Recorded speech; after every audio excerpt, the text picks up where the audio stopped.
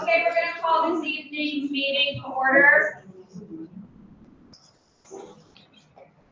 Thank you all. Okay, as we begin every meeting, I will read the CCAP mission statement. CCAP works together to put children first. The committee focuses on open and honest communication, improving effectiveness and accountability, identifying systemic issues, and advocating for appropriate resources. In collaboration with Frederick County Public Schools leadership of special education, parents, FCPS staff, and community members, the committee strives to facilitate positive changes in the delivery of special education services and the success and achievements of students with disabilities. Our first agenda item is public comment. I have a statement to read. Thank you all for taking time out of your evening tonight. We have a full agenda at our meetings and do appreciate your comments during this time. We would also like to remind speakers that CCAC's purpose is to provide meaningful input on local issues relative to the provision of a free, appropriate public education and the achievement of students with disabilities. When tonight's agenda was set, we were not aware of the details of the budget cuts and only allocated 10 minutes to public comment. Motion. We would like to suggest that a member of CCAC make a motion to extend the public comment section to allow time for additional speakers up to 30 minutes. We would also like to encourage the public to speak at the next Board of Education meeting, as well as to send emails to boardofed@fcps.org, BOE@fcps.org, as ultimately the budget is approved by the Board of Education members. If you are able to speak tonight, please limit your time to 3 minutes for individuals or 5 minutes for an organization. If there is time at the end of the meeting, we will open public comment back up. I make the motion to extend the public comments. Second. 30 minutes. 30 minutes. Begin. And who seconded that? Who are we? Marlena. Okay. All in favor of extending public comment to 30 minutes? We need to figure out how the way. I need to have enough people, right? So There's 15 voting members right Right. here. Oh, 17.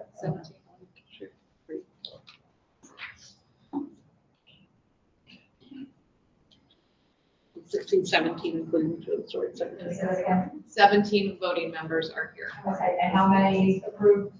Did we meet for? What's our total? 28?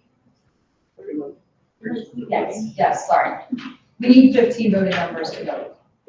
You're 17. Okay, and so how many did we pass the motion?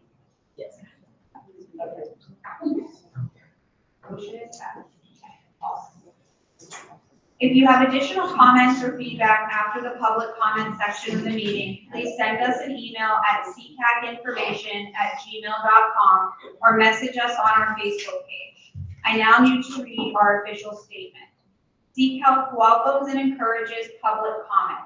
With the exception of confidential and personnel-related matters and issues pending in appeals to a local or state board, individuals may speak about matters relating to the school system. If individuals have specific concerns relating to the actions of staff members, such concerns may be communicated to the directors of special education, who will address the concern with the appropriate staff, or if the concern is about the directors of special education, an individual may share that concern with CCAC through written or private verbal communication.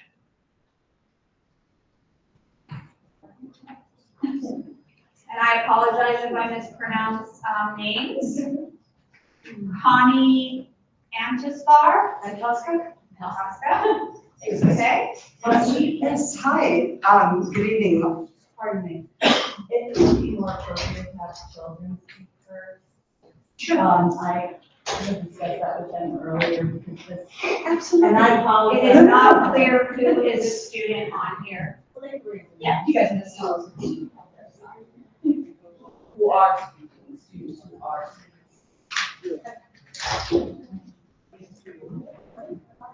And when you come up as a student, please say your name so we know we're able to track it on the list here. Are you gonna go first, McMahon? Yeah. Right there, you have 3 minutes. What's your name? Hello, my name is Edward Bowen. I'm currently a student with the RAB of FCPS and next year's programs. Excuse me. I need to be cut. I wish for this not to happen so it makes it so much harder for other students that have problems. At my old school, I was. Hello, my name is Edward Bowen. I am currently a student at the RAB of FCPS and next year the program is going to be cut. I wish for this not to happen since it would make it so much harder for other students that have problems. At my old school, I was relentlessly bullied by so many people, it was impossible to solve the incidents. It got to the point where I even had self-harm thoughts about myself. I realized that I couldn't stay at my school any longer after I talked out with somebody. The RAB was there for me as an alternative. When I'm there, nobody bullies me or makes fun of me relentlessly, so I can feel safe in my own home while learning. It has helped me immensely in recovering from my emotional problems and makes me more cautious as a person, so RAB should not be cut. This gives people wouldn't have an opportunity like this. Not everybody has this exact problem. Some kids simply do not do well in crowded or overswinging environment, which is also a problem I had at my school. The constant noise and lack of personal space is too much for me. Many kids have this problem, especially autistic kids like me, and their parents may not be able to afford private school because of this. RAB can be a much better environment as an alternative for people who can't cope in a public school setting. While I'm going into high school next year, the program will not be cut. I worry about other kids who will not be and will not have an easy transition to another school. Please save the RVP.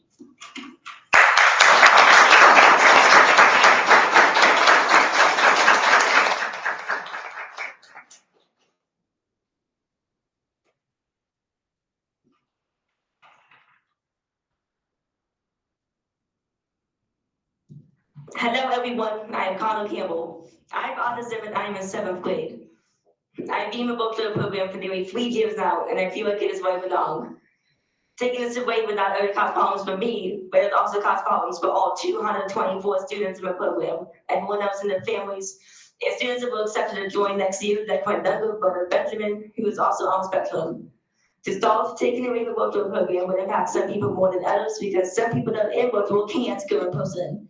This is because of health or physical limitations, social anxiety, PTSD caused by previous bullying in person, or they have autism and find in-person learning extremely difficult to do just like me.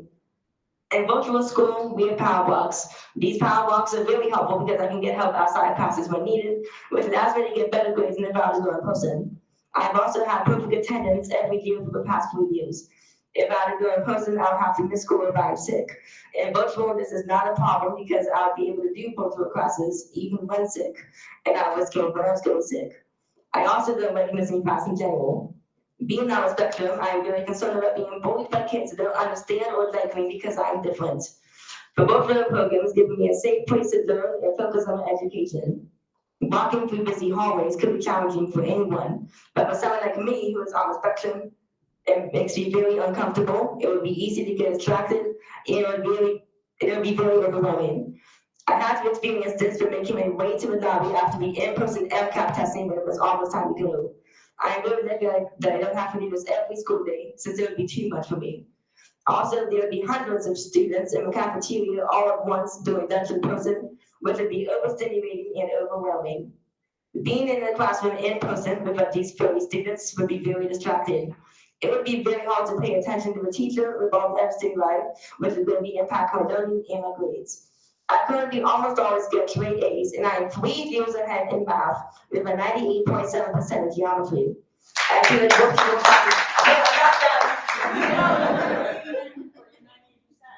Thank you. I feel like virtual has allowed me to find my classes. In person, they would expect me to go to high school every day to get to my advanced math classes. Walking from one school to the other to get to my advanced math classes would take more time than I have between classes. I'd also have to do this every day, even if the weather was bad, and I'd have to go through a parking lot and cross the street. If there was nobody to take me to the school, I'd have to go back into the front entrance and sign it every day. Being on the spectrum, I am prone to anxiety and occasionally meltdowns. If I had a meltdown in person, it would be harder to handle than if it was virtual. I would also feel embarrassed since it would be in front of other students. In virtual, I can even like to get a parents out way so everyone else doesn't have to experience this in classes and interrupted. And finally, I'll have to walk a long way to get to the bathroom in person since some bathrooms are locked and there are only 1 or 2 bathrooms that I can use in each floor. I'll be missing a dog class just to be baffling. In conclusion, taking away from virtual program would impact a lot of people. It would impact the students of the community in the program, the students that will accept to go next year, and their families. Please don't end the virtual program. We have 5 to survive it and putting us back in the in-person learning. That's the method to successful education. I'm done.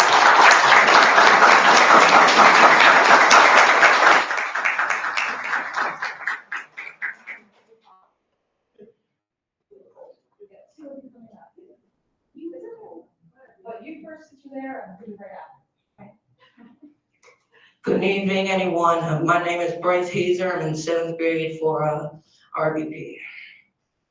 I do not feel safe while in school.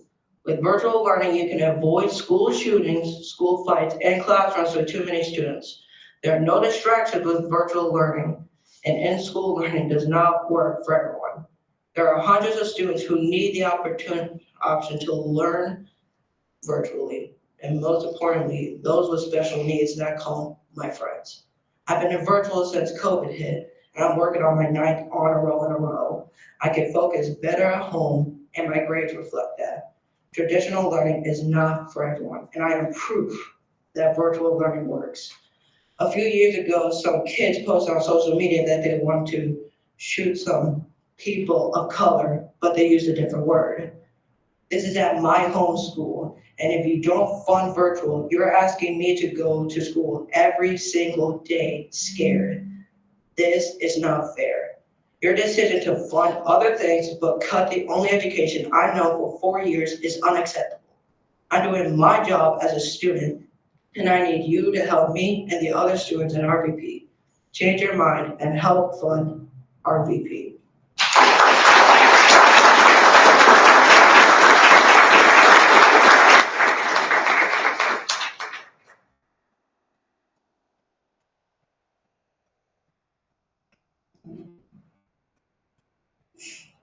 The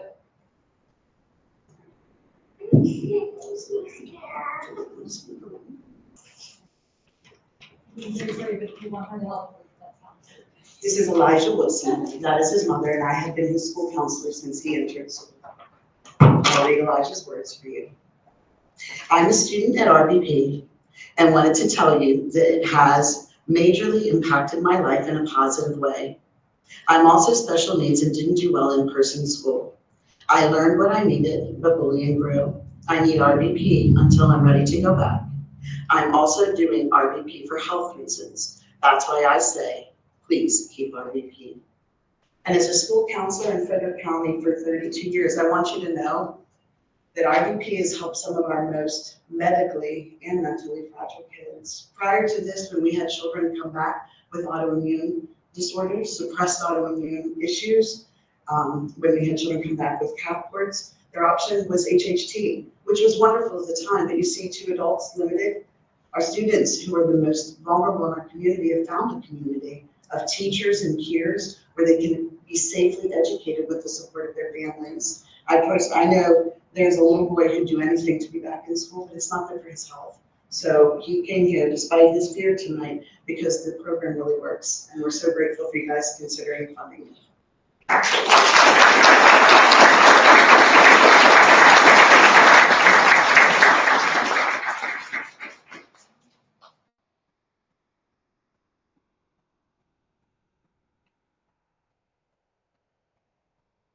Hello, I'm Claire, another kid who goes to the remote virtual program.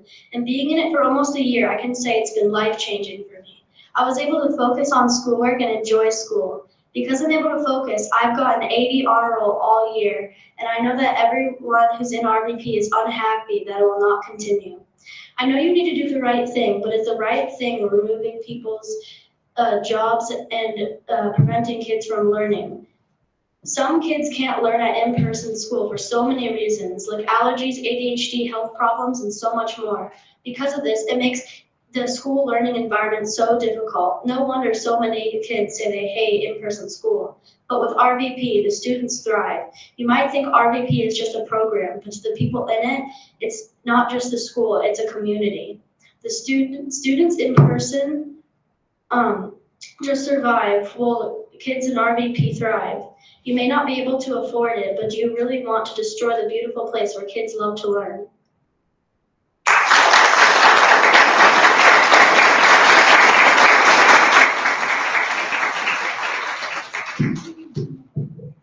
My name is Chani Dima. I was in the RVP program for 2 years, and I'm in the early college program.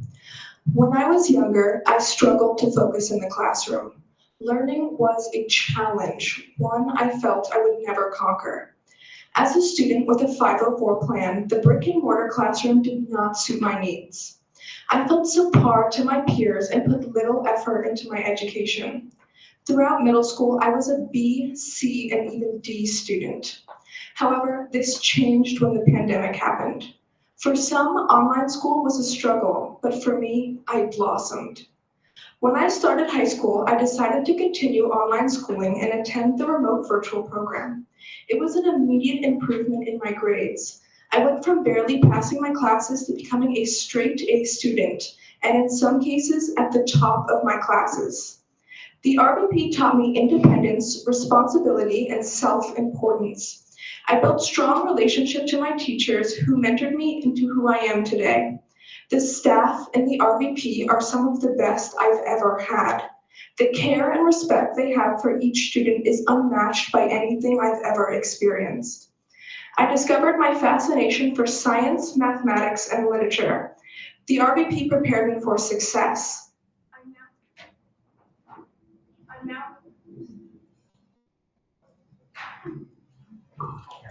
I'm now using these skills in the early college program. I've just finished my first year of college as a biology major with straight A's in all of my courses.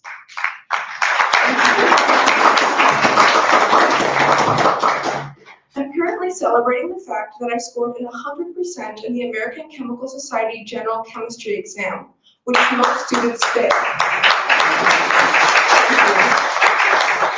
I'm currently working towards my goals of becoming a medical doctor, a dream I never would have discovered without the RVP. I'm not the only student who's blossomed in the remote virtual program. My younger sister, who you've just heard, is now attending the program and loves it. She struggled with ADHD and used to have an IEP. She too struggled in the brick and mortar classroom. Now she's an honor roll student who loves school. She's made amazing friends through the RVP and looks forward to her classes. This is a blessing to special needs students like myself and is a necessity. It provides us with a path to education and allows us to love learning. Ending the RVP is a devastating mistake that would strip students of their ability to learn and only harm students with special needs like myself. I am urging you, no, I am pleading with you to please keep the RVP.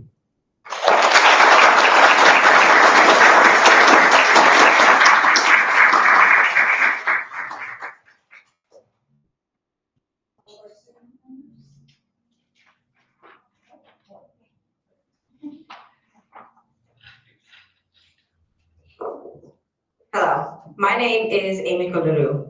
I ask you to change your decision about stopping the RVP program. There are multiple reasons why, and it was stated in a slideshow that was read to you in a virtual board meeting. RVP is a beloved program in the community, and for some, it's the only way they can go to school safely and comfortably. For one thing, I have not experienced any bullying, and I thank RVP for that. We see bullying a lot in news and the media, and according to the National Institute of Health, it can also cause things like depression, trouble maintaining and making new relationships, poor academic performance, self-harm, and even more.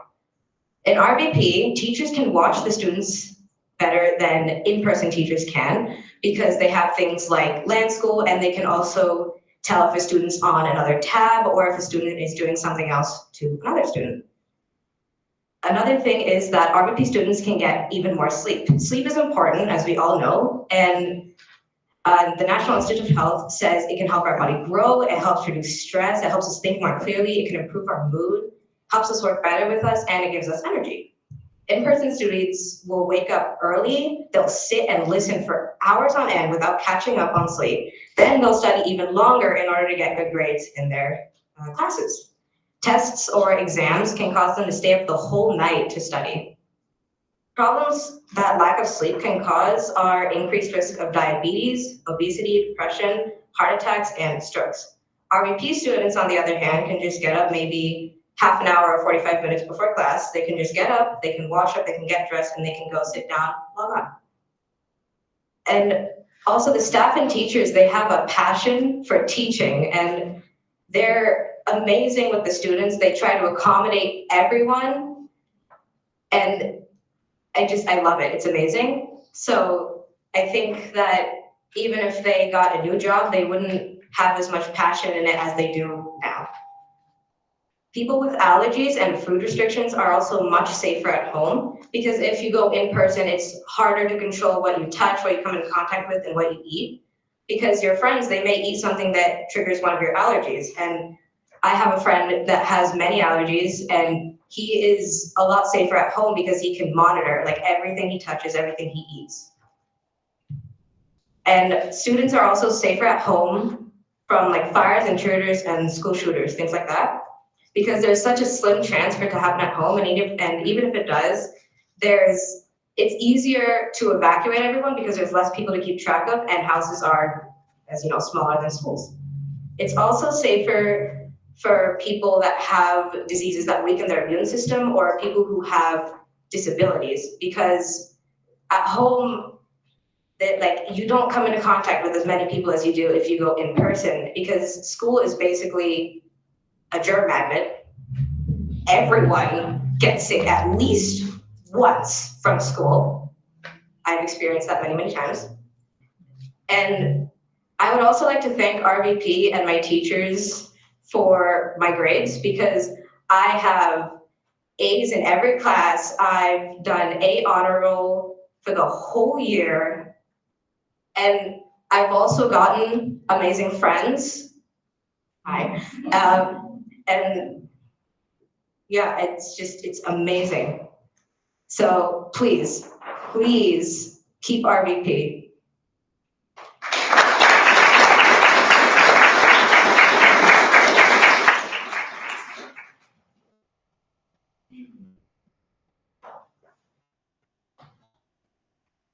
Hello, I'm John, one of the kids that go to the remote virtual program, and I am here to say that I don't want you to get rid of RVP.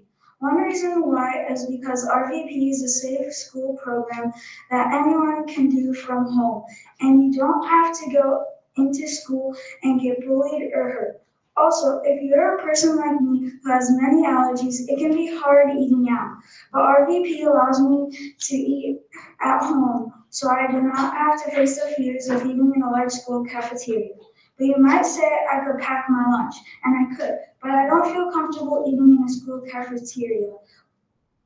But with RVP, I'm allowed to stay at home and do not worry about packing lunches or being around people who are eating foods that I am allergic to. Another reason is because of how kind the teachers are at RVP. Now, I'm sure most people remember having those really rude teachers. I sure do. But at RVP, the teachers are very kind and always help when they can. Now, another big thing with going in person is the amount of kids that are put in your class. I remember my first year of elementary school, the school was already at max capacity, and with all the building around me, I can't imagine how full it is now. Also, if the school is too full, the classes must be full, and that would mean that the teacher wouldn't be able to help everyone like the teacher can now in RVP. And that is why the remote virtual program should stay.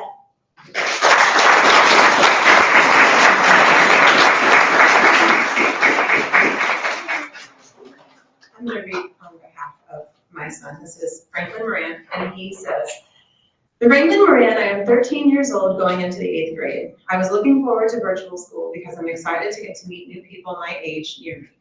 It's only been getting harder and harder to find people my age I would like to hang out with as I get older. Now, if you're thinking that I should just go to in-person middle school, well then I'd say that in kindergarten and first grade, I was very heavily bullied. So heavily, in fact, that something as casual as going to the bathroom would get me bullied every day. So when my mom couldn't get the school to help me, we decided that I would be educated somewhere else. So if that is how it was in kindergarten, then imagine how it would be in middle school. I planned to attend the virtual high school, and I was looking forward to using 8th grade as a transition year before the challenge of high school begins. In the last few years, I've taken many online classes. I enjoy and excel learning in that way. When my parents asked what I'd like to do for 8th grade, the virtual school was an easy first choice. I like making connections with other students and teachers, and also the flexibility that the online school could give me. I do not want to attend an in-person school, so I have no idea how we'll figure out 8th grade for me now that the virtual school has been eliminated. Thank you for your time.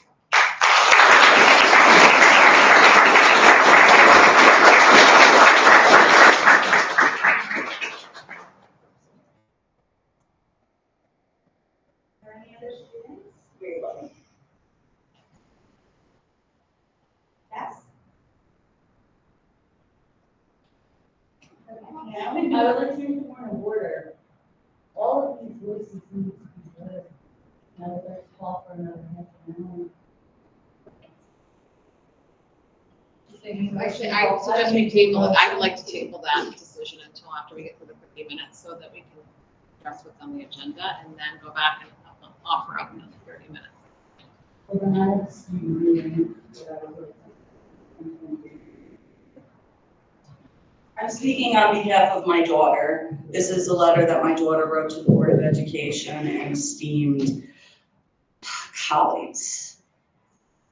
My name is Brianne, but you can call me Bree for short. I am a kid that goes to the virtual program. I personally enjoy it more than in-person school. After hearing it was going to be canceled, I got upset and sad. I'm angry that the virtual school program is being canceled because it was a big opportunity to learn easier without having to be worried about bullying, trauma, neglected help, the possibility of school shootings, etc. I have a history of school refusal, and I will only go up higher if online school is canceled. I have ADHD, autism, severe anxiety, and depression.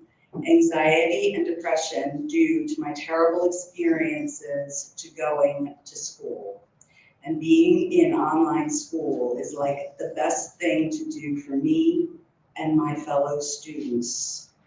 I don't like school due to the trauma at the school MVM that caused me. Being in online school reduces a lot of my anxiety and stress because I am able to stay at home and I am able to get my parents if something happens. I prefer it more because I've been bullied in MVM and Blue Heron Elementary. Yes, online school does have some faults, but it still helps kids like me learn and create. There is no homework because it gets done during the school day. This is a big opportunity to a lot of kids, and I don't think it should be taken away.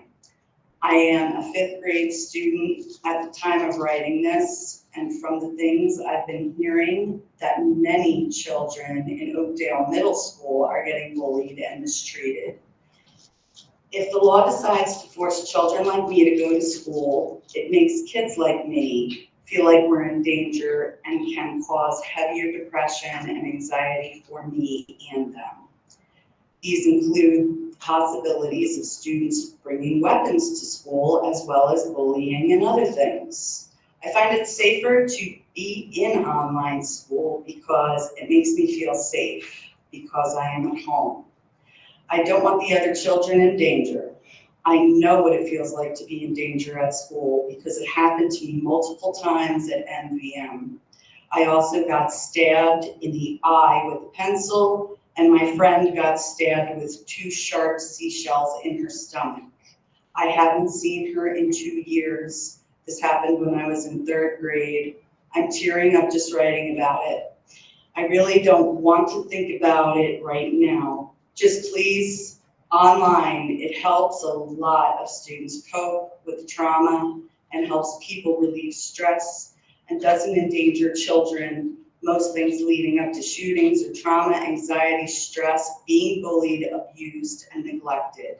Those being the most causes of school shootings. Children lose their lives daily to depression, anxiety, bullying, shooting, and more. If you want children to learn and go to school, keep the program. I know that if it gets canceled, I will refuse to go to school, even though it is against the law. I already have a school refusal of plus 3 months. I believe that the online school program, if it is canceled, I won't go to school.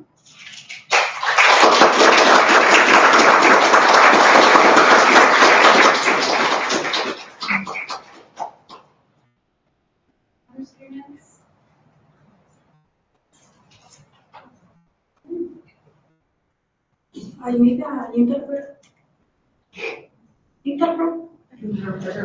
So if I may, I'm a certified interpreter. Yes.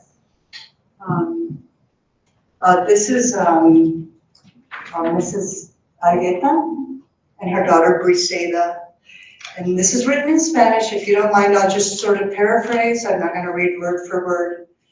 But she writes, the reason for being in this meeting is to explain to you a little bit about what I've lived with my daughter for a while now. When she was going to school in person, she went through a lot of problems. So many that when she had a lot of anxiety and depression, she was experiencing bullying at school, and that made her feel insecure and to have very low self-esteem. Also, she had suicidal thoughts. And she no longer wanted to go to school because she thought that every day something, the same thing would happen. Then, at that time, I opted for registering her in RBP. And up until this moment, it has been the best decision because she has had a great change. That so much so that other people have noticed it, that she used to isolate herself completely to the point where she didn't want to speak with anybody, only with her therapist. And now now that she's been online, everything has improved. Her thoughts, her grades, and her behavior. She's more sociable now. She speaks more English with other people because before she used a mask just to go outside, to go to school. She even recently spoke with her psychiatrist, and I was there, and the psychiatrist commented to me that she was not prepared to, the psychologist told me that my daughter is not prepared to return to school in person. I would like to add that she is I am an ML teacher, and she is learning English.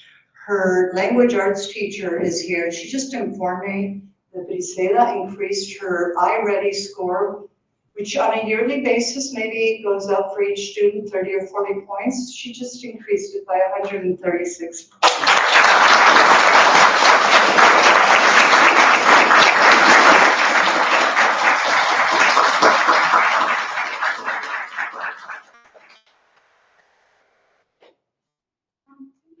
What was your name again? The last name was Argueta, A-R-G-U. Brenda? Okay, thank you.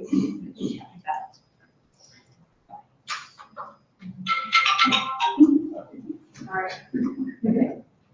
So I did want to say too, before we have any further discussion, I want to thank all of you for the voices that, especially you children, you guys are incredibly brave. Very, very advocate for yourself and for speaking, and I'm not sure who would have done that a couple of years ago. To be honest, the RBP program was not on our radar because it wasn't designated as a special education program. I would say that most of us probably, it didn't even come up. Part of what CPAC does, what we advocate for, is hearing voices from our families and communities and understanding, and then going to the Board of Ed and making recommendations. And I'll be honest, it's never come up before because we just didn't realize how many students who are utilizing their IEPs or the 504s, or maybe haven't been identified officially, but could be, are utilizing the program and have been since COVID. I think it ultimately originally was set up to just extend, the COVID situation, but we found a niche that it might be. So I say all that to say it sounds like maybe we should be exploring it in that way. I also want to make sure you get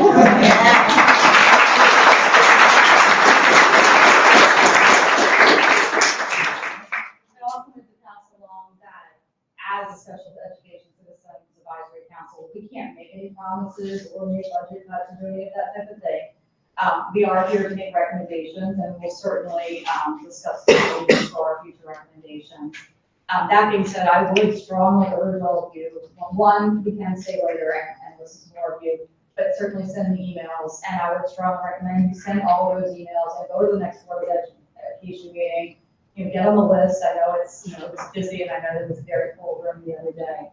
But these are the voices that are important that I would say a lot of people didn't realize were being impacted as much as they were. So we do appreciate it.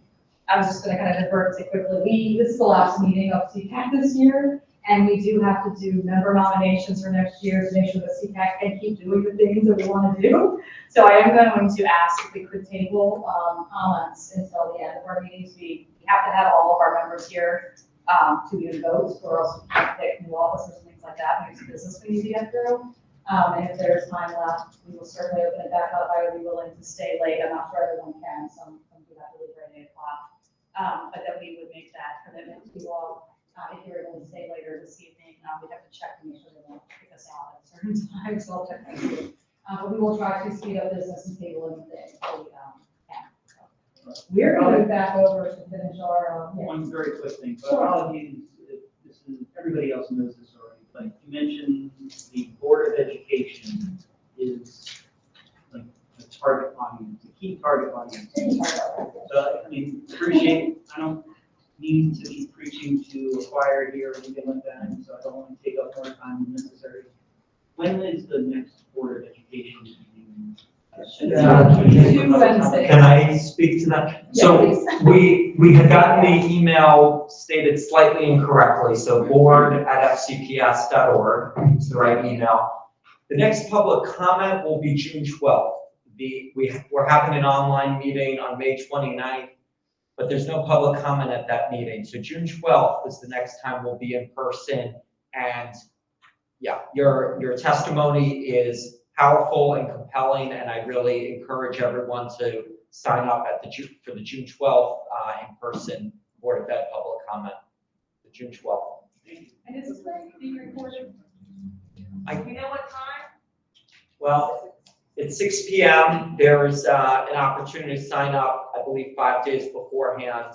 An email goes out, and so it's good to sign up beforehand because there's only a handful of same-day spots. So look out for, I think it'd be a find out first 5 days before to sign up. Mr. Bass, I request, you opposed the vote. You were the one who opposed the vote. We humbly request you bring it back to the table for a vote. I'll speak to it a little more, I think, in my board member comments, if that's okay.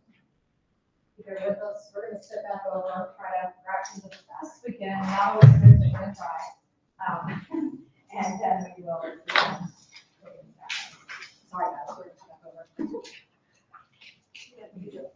And it was recorded, so we can also pass it on to one of the members to review the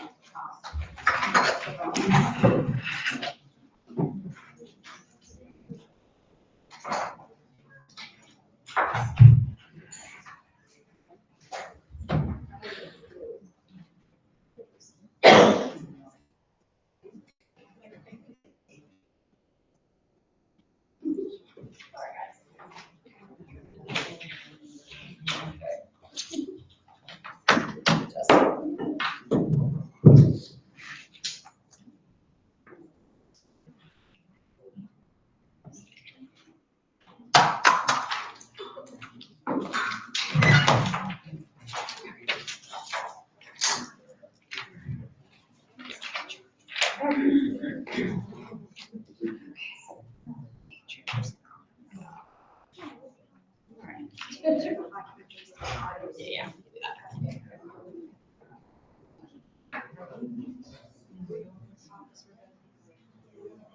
Okay. We do it right now. Okay. All right, on track again. Thanks, guys. So tonight, on the chairperson comments, we do have to do officer nominations. And I hope that you all saw my email or my chat. I do need to step down next year for personal reasons. It was with a lot of thinking leading up to that. So we do need another volunteer to step up, or more than one volunteer to step up to be chair next year.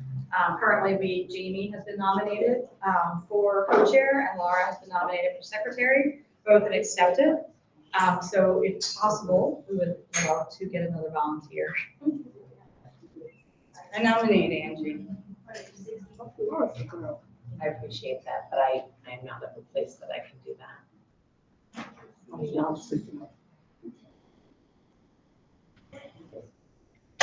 We're also shorter full committee. Yeah, where is everybody? Graduation. We can pick you, Lauren. Oh, yeah. Gosh, we can vote them in. Yeah, no one sent any emails. I didn't see any nominations. Emails. Should ask for that ahead of time. We do it also, though. We have to do a special election. We could do that. So we should go forward at least, and vote tonight. Do we have all of our people in the room, right? Just so we can make the votes? There's 17. We have 16. Okay. So we have 17 voting members.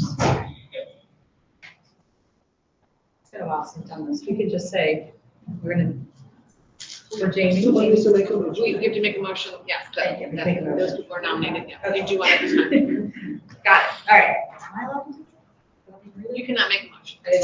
Someone else needs to make a motion to vote for. Do you want to do them one at a time? Yeah, for Jamie, for co-chair. So I make a motion to, sorry, go ahead, Nick. You make the motion and I'll second it. Done. For Jamie Sheplin to be considered as one of the co-chairs for the CPAC committee. Okay. All in favor of Jamie becoming the new co-chair next year?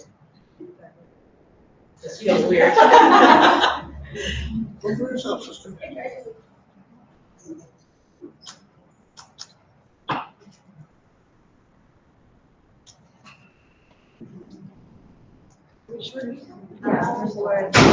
Laura, okay. Laura, did you go for it? Are you voting for Jamie? Okay, there you go. There's your 16. Okay. Any nays?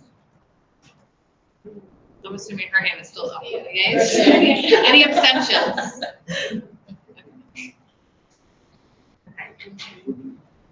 Did a motion to vote for Laura for secretary? Next, I'll make a motion that we vote on Laura for secretary. All in favor? Oh, I can vote for myself, that's right. We're doing a vote for Laura to be secretary.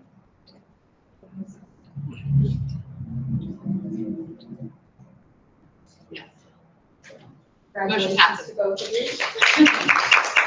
And John and I will be on CPAC for another year, so you have support. So remember that for everyone else, you're gonna go recruit and probably figure out how to do this. We will, just look over the bylaws, I think, we're gonna figure out how we can do another vote, we may have to do like an online vote before summer. We built it for online I thought we votes. did, so we will continue having that discussion and bring them on, and then Dawn and I can work, over the summer, beginning of next year, to help do some transition items, things like that, not just throw you over. Yeah, you're around, I just, we had to step, Dawn was finished short term, I unfortunately had to step down early, which I apologize for.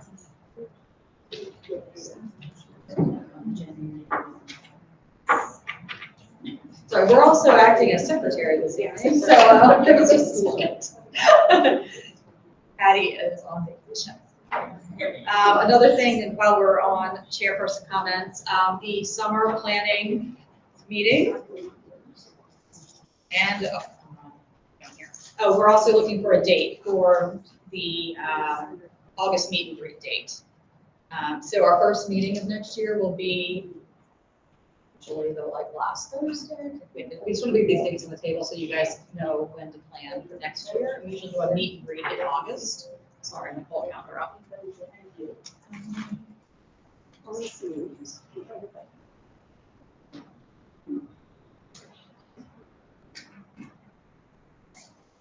Okay, so likely the first meeting will be on September 30th. Just trying to, I don't think there's a holiday. Double check, but- Which actually gives everyone a little time to get back to school. So let's just let's put it on there that September 30th will be the first meeting. We'll send all this out in notes. And then we'd like to have a meet and greet in August, which is just a time for new members to get together to kind of get to know us a little bit. We can go through some of the basics of how the meetings are run, things like that. So that is typically done sometime in August, and his school starts back up, what, the 21st? Do we have any recommendations on when you'd like to do it in August? Usually the later the closer the school being back in, everyone's back from vacation, just as a heads up. Anyone feel Sarah, what did you say for this? We're trying to think. September 30th. The fifth Monday? Did they now say third or fourth? It's the 23rd. It's a five So week. it's so it'll be Monday the 23rd. It used to be last, now it's third or fourth. Okay. Scratch that. September 23rd will be the first, that way we stick with our bylaws.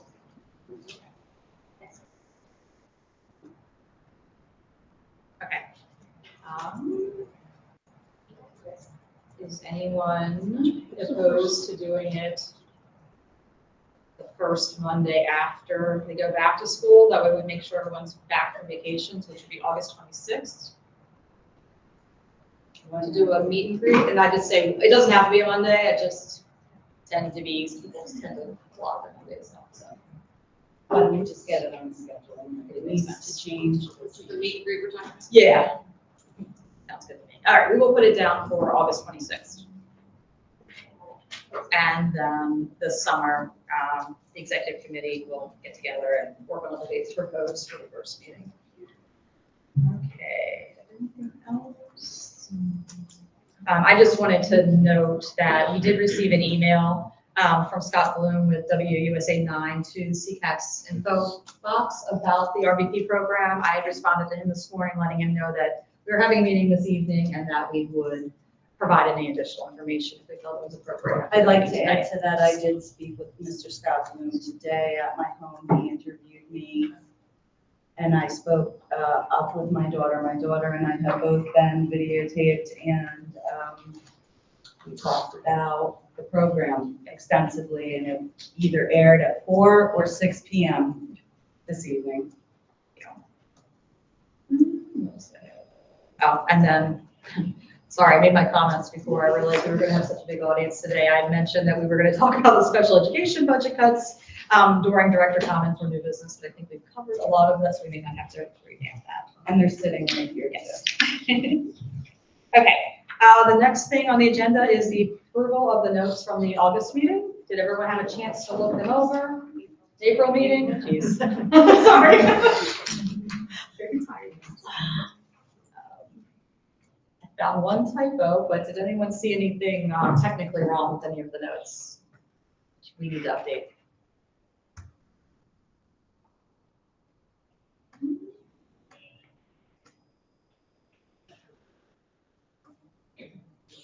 Hold on, it's the wrong one. You're looking at, okay, that's right, okay. No.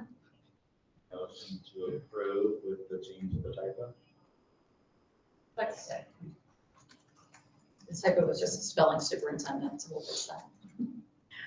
Our fault. Okay, all in favor of approving with the spelling correction? Okay, so it's unanimous. Okay, motion passed, we'll fix that and send that. Okay. Donna's typing furiously, you mind if I keep going? Okay. Yeah. Go for it. All right, next up is our CCAC subcommittee updates. Can we start with budget, Tara and Jen?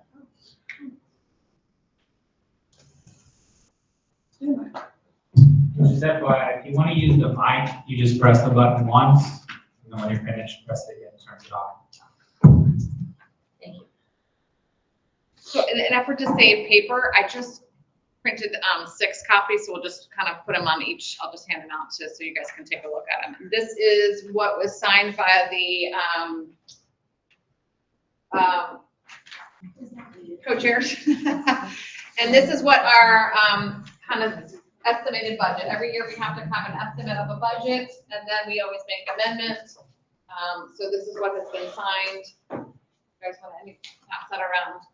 You guys have seen it.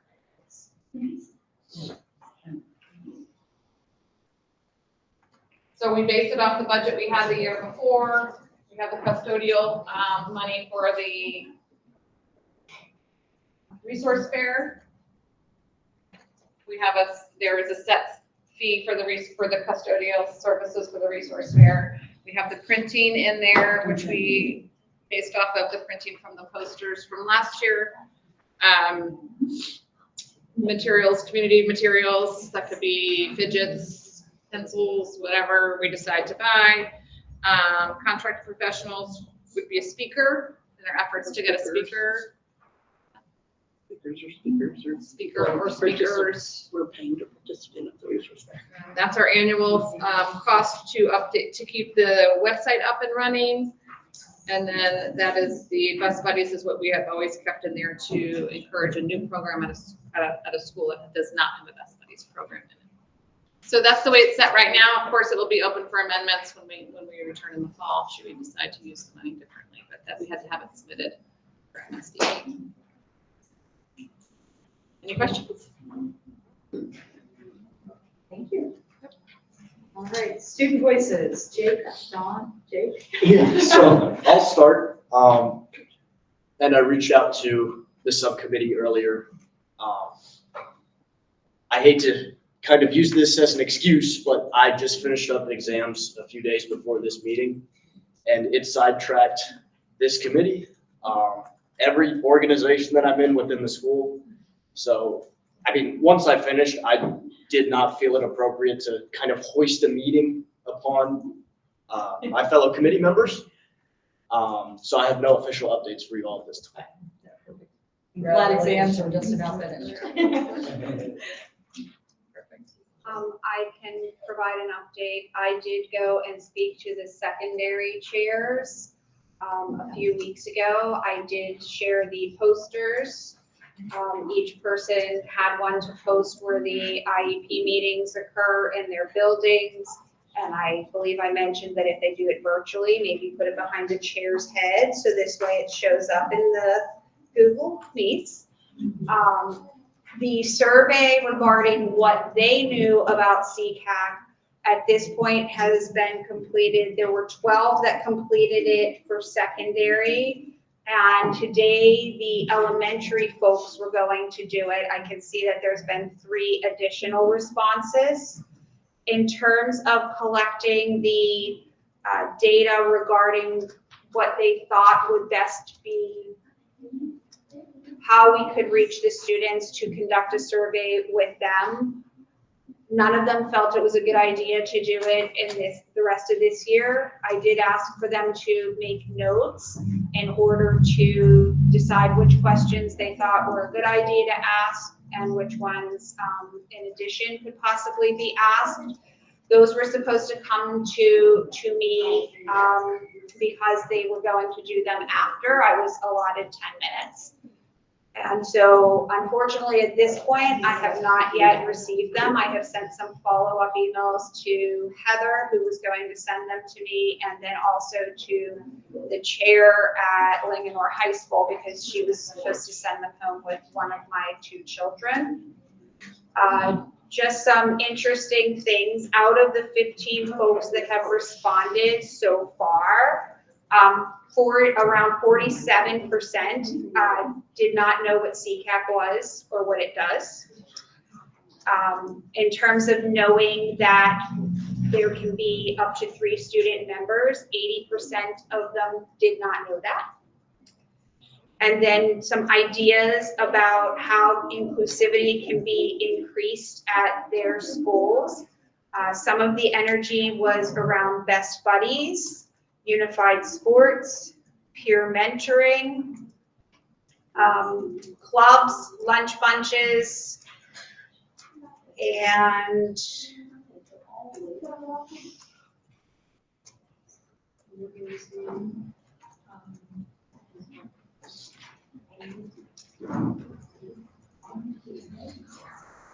mentoring opportunities at the middle school level. And then suggestions to elevate student voice in the school and in the county.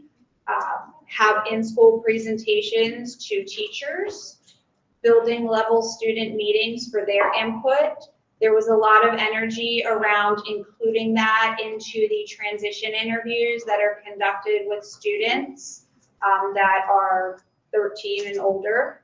And then checking in regularly, having CCAC come to speak to students, and having the administration meet with student groups specific on special education needs and CCAC possibly joining. So that's where the energy was with that.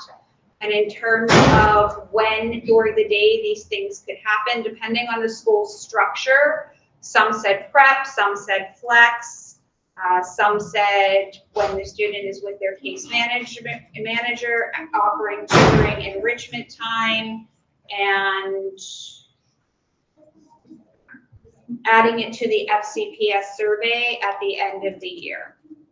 So these are actually all in the CCAC folder, and you all are able to see all of these responses, but I can send what is there. Hopefully some more elementary folks will do it. They had their meeting today, but I wasn't able to go. Dawn, if it would be appropriate, could you send those findings to me directly? Absolutely, I can, Jake. Okay. I had a lot of them, yes, but I figured you had some. Okay. Next is communication publicity, Meg or Jake. I'm gonna keep it short, I'm getting over a cold and I have to talk a lot tomorrow for my job. So thank you, Dawn, for getting the first round of our posters out to IEP meetings. Our goal of those is to have them in the IEP meeting rooms across all of our schools, and then also getting some into the hallways at the high school and possibly middle school level so that there is more student awareness about that.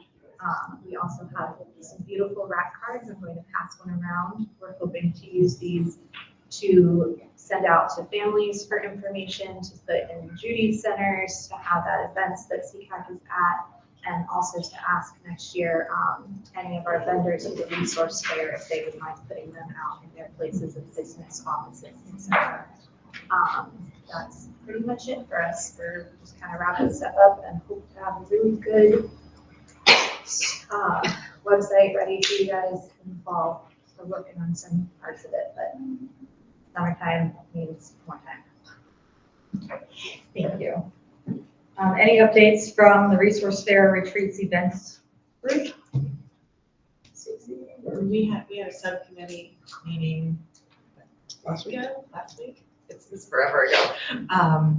We talked about, Tara's gonna look into some people, but we talked about a summer event. And then just followed up about the resource fair, kind of recollecting emails, making sure we have the right emails to the right people, kind of going through it all, following up with them.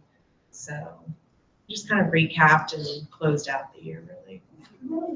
Well, I've made contact with Pediatric Movement Center regarding having their dietitian come in July and do a public event regarding nutrition, picky eating, issues with eating, having both their dietitian and an occupational therapist come and do a presentation and interactive Q&A for our members of the community. I emailed with her today because we talked about things last week, and we're looking at not the last week, but the week before. So Tuesday, July 16th, I think, if I got the number correct, something like that, whatever that Tuesday is. As a potential date if it works for them, and if we could potentially get Frederick High School.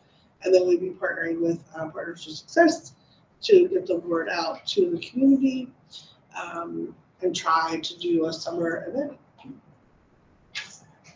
keeps those. All right, Dorothea, Camels in the classroom, any updates? Yeah, there's not a lot to report, but at this juncture, we're combining with the new task force that is gonna be sort of another large group like this, of representation. So we need to get our combined research and points of view together, and we'll be posting, various of us will be posting through the summer, and then we'll have a lot to say in August. But other than that, we'd just like to give our time over for the end of this so more people can talk. Jamie, any feedback on the Board of Ed candidate survey? Anything that, I know the elections were held, so. Yeah, elections happened. Did you? I just a question. Oh, was it about? Sorry. Yeah, so that's activity is pretty much concluded at this point. I think we can continue to share that information out during the general election with the help of the communications committee, but beyond that. That's pretty much good. So the potential candidate, the candidates that did not respond, did they say anything to you? Did they just miss the deadline? Did they say? No, there was one person who I reached out to on when I didn't get responses. I contacted people any which way I could. I pinged them on Facebook, and some people responded, and they said, "Oh, I didn't see it. Now I see it. I'll go fill it out." And then one other person, I think it was Veronica Lowe, said she didn't see it, and by the time she got back to me, it was past the deadline. So I'm not sure why those who didn't respond didn't respond.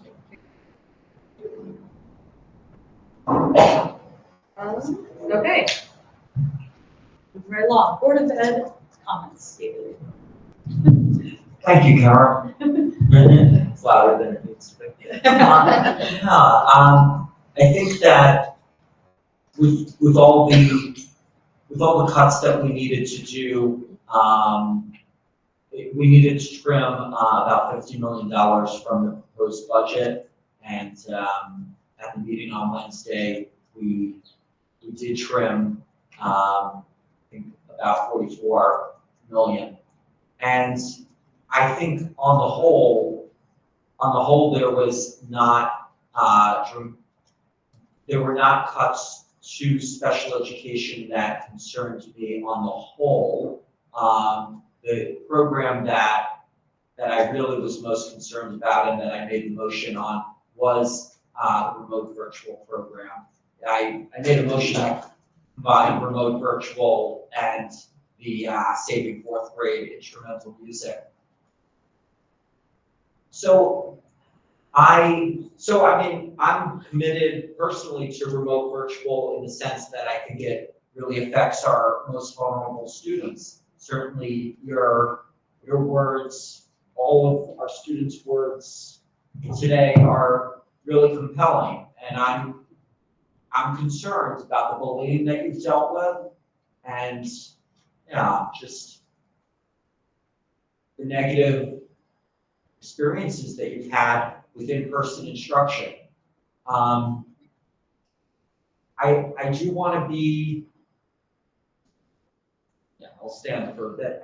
I don't know if the word is I want to be cautious about getting anybody's hopes up, I guess. I want, to some extent, I want to be realistic about timeline and time frame. So there's still about $6 million left in terms of balancing the budget, and pretty much 2 meetings at which the board will probably do this work, most likely May 29th for this online meeting, and then June 12th. I guess I want to speak, so a couple reasons that I just want to, I don't know, be cautious or honest or something like that is I think our superintendent, Dr. Dyson, really had, on the one level, I wish that remote virtual had not been targeted. I I think that she, on another hand, one aspect where she had the right approach is ensuring that staff know whether they were going to lose a job or not. And so there was that aspect that we all hoped that all staffing changes in that sense would be made at the earlier meeting. So that's one aspect. Another aspect I just want to raise is just I think it's $2.7 million in the budget for remote virtual, when our board president kind of pushed us on, if we're looking to save something, how would we make up for this? And I did talk about class size. It was really the only area that I felt there was an opportunity to make a difference on budget. But I think that would affect special education students as well. And I think that I don't know, I feel like in ways that I wasn't being realistic about how much increasing class sizes would also affect special education students. It would, so right now, elementary, middle, and high school have all gone up by 1 student in terms of the ratio, right? Some classes will have many more, and some will probably not have an effect. But in terms of the ratio going up by 1, but I think it would have to go up by 1.5. And I just really think that would affect a lot of special education students and a lot of general education students. So I'm trying to be realistic about that. And I guess the final thing I had in my notes that I just want to raise. So like, I grew up outside of Maryland, and around me there were districts that had like taxation authority. They could raise taxes and fund programs as they saw fit. And I think most of you know in Maryland, nearly all the money comes from the county and from the state, and a little bit from the federal government. So it's a very tight budget. I still staying like cautious and realistic, but there is a county council meeting tomorrow. I think it's unlikely that more money than, I believe that an amendment might come forward for about 400,000 is what I am hopeful for, but I don't think there's any amendments in the cards at this point for 2.7 million. But it's all to say, your testimony is compelling. This program is needed by students. And I guess the other thing I didn't say, and that really bothers me as a person and as a board member, I don't think there wasn't enough notice. I understand that this would be an issue no matter what.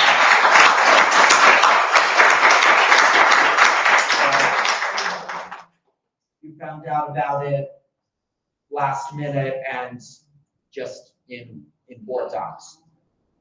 So that's some of how I'm thinking about this. I'll definitely stay, I hope through all public testimony and we can connect.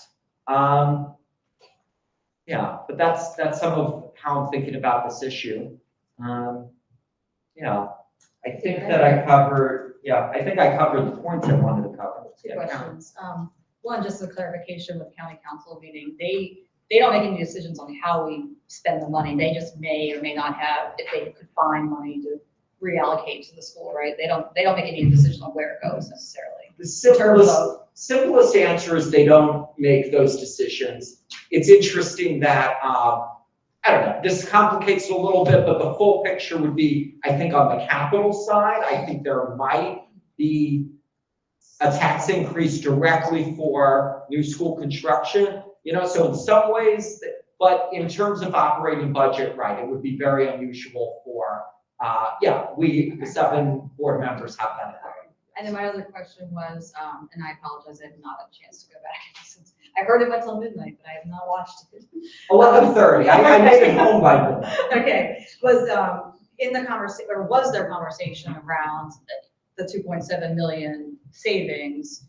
Was there ramifications on if and what did they say, there was like around 70 possible IEP 504s. If we had to place them somewhere, and not necessarily everybody, but did we look at the balance of if we had to spend in non-public or spend in a different area, is it really a $2.7 million savings, or it is immediately, but the 3-year plan could be more costly? I mean, that's. Did anyone bring that up? That's a great point, and I did not bring that up. I did feel that, that Dr. Bingman and her team have a good or acceptable plan for students in the system right now. But what about, yeah, I mean, if we're looking at it just in terms of cost savings, yes, students going to private placement, that's an excellent point. It might not be 2.7 million, is when you look at it in the 2 to 3 year plan, is what I want to bring up, so something to consider. Yeah. I have a comment as well. To your point about we did not have the time to process this, one of your fellow colleagues and board members emailed or accidentally emailed one of our members and spoke to say, unfortunately, the time frame did not allow for a public discussion because we didn't know to get it on the agenda in time. We didn't even know about the budget amendment till last Thursday. This, as far as I'm concerned, we were not given a voice at all. And I'm excuse my tone, but I'm not right from your esteemed colleague's quote, none of us had time. None of us. And to say that, oh, and again, I'm not taking this out on you, to say that there is going to be a board meeting that is virtual, that doesn't provide public comment, and then we're going to move on to we're going down the road. This is going to get buried, and they hope it gets buried, and they hope it gets swept under the rug. That is why everyone is here tonight. Because they have special education children, some of them have general education children, but it is an inclusive environment. And for what FCPS Board of Education has done is disgraceful to these people. They are students in the system. The teachers are going to be reabsorbed. So there's no money lost. Thank you for listening.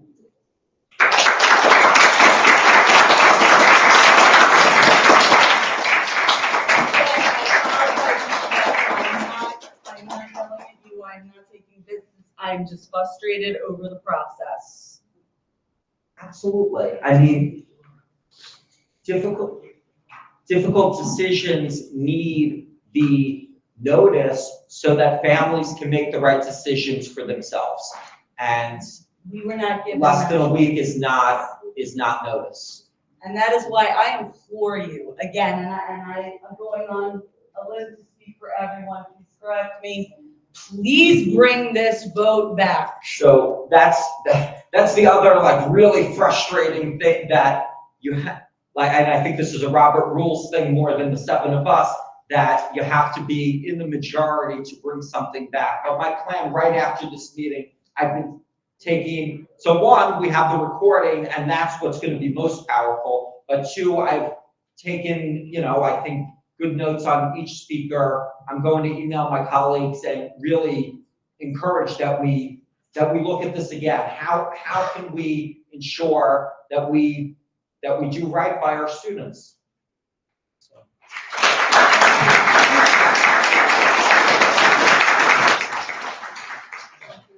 Yeah. Thank you. Thanks, yes. All right, director's Can I comments. say something about David? Yeah. We have been living in the era of No Child Left Behind is like the mantra of the country.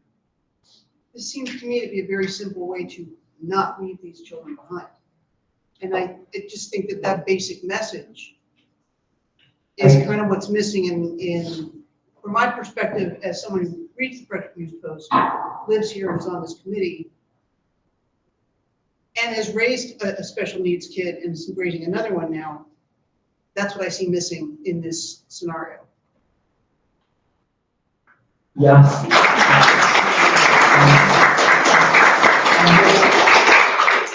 mean, I'm and sorry, the that's not signs. actually a solution, I'm just saying, if you don't really look at say what the problem is, how do you find a solution? Absolutely, and I know we need to move forward in the agenda. I guess I actually thought you were going to raise a different phrase that, you know, we've really been living by in FCPS with Dr. Dyson, every child, every day. And so, yes, I hear you. Well, I think they're probably akin to each other, so. Use them both. Yes. Thanks, Sophia. All right, director comments. Well, we will be brief. Thank you for everyone for being here tonight. Just as a reminder, we of course have our special ed MSD parent survey still open. So if you haven't had a chance to complete that, please do so today or share it to your other parents to get that completed for us. As a reminder, extended school year does start June 24th. It runs through July 25th. It'll be a 4-day-a-week program for some of our students, except of course the week of the 4th of July, which will just run Monday through Wednesday. We did post on our director comments the latest DOE presentation. And in that update, we provided an update on all things special education staffing, and Katie's going to provide us a preview of the next year's staffing for you all.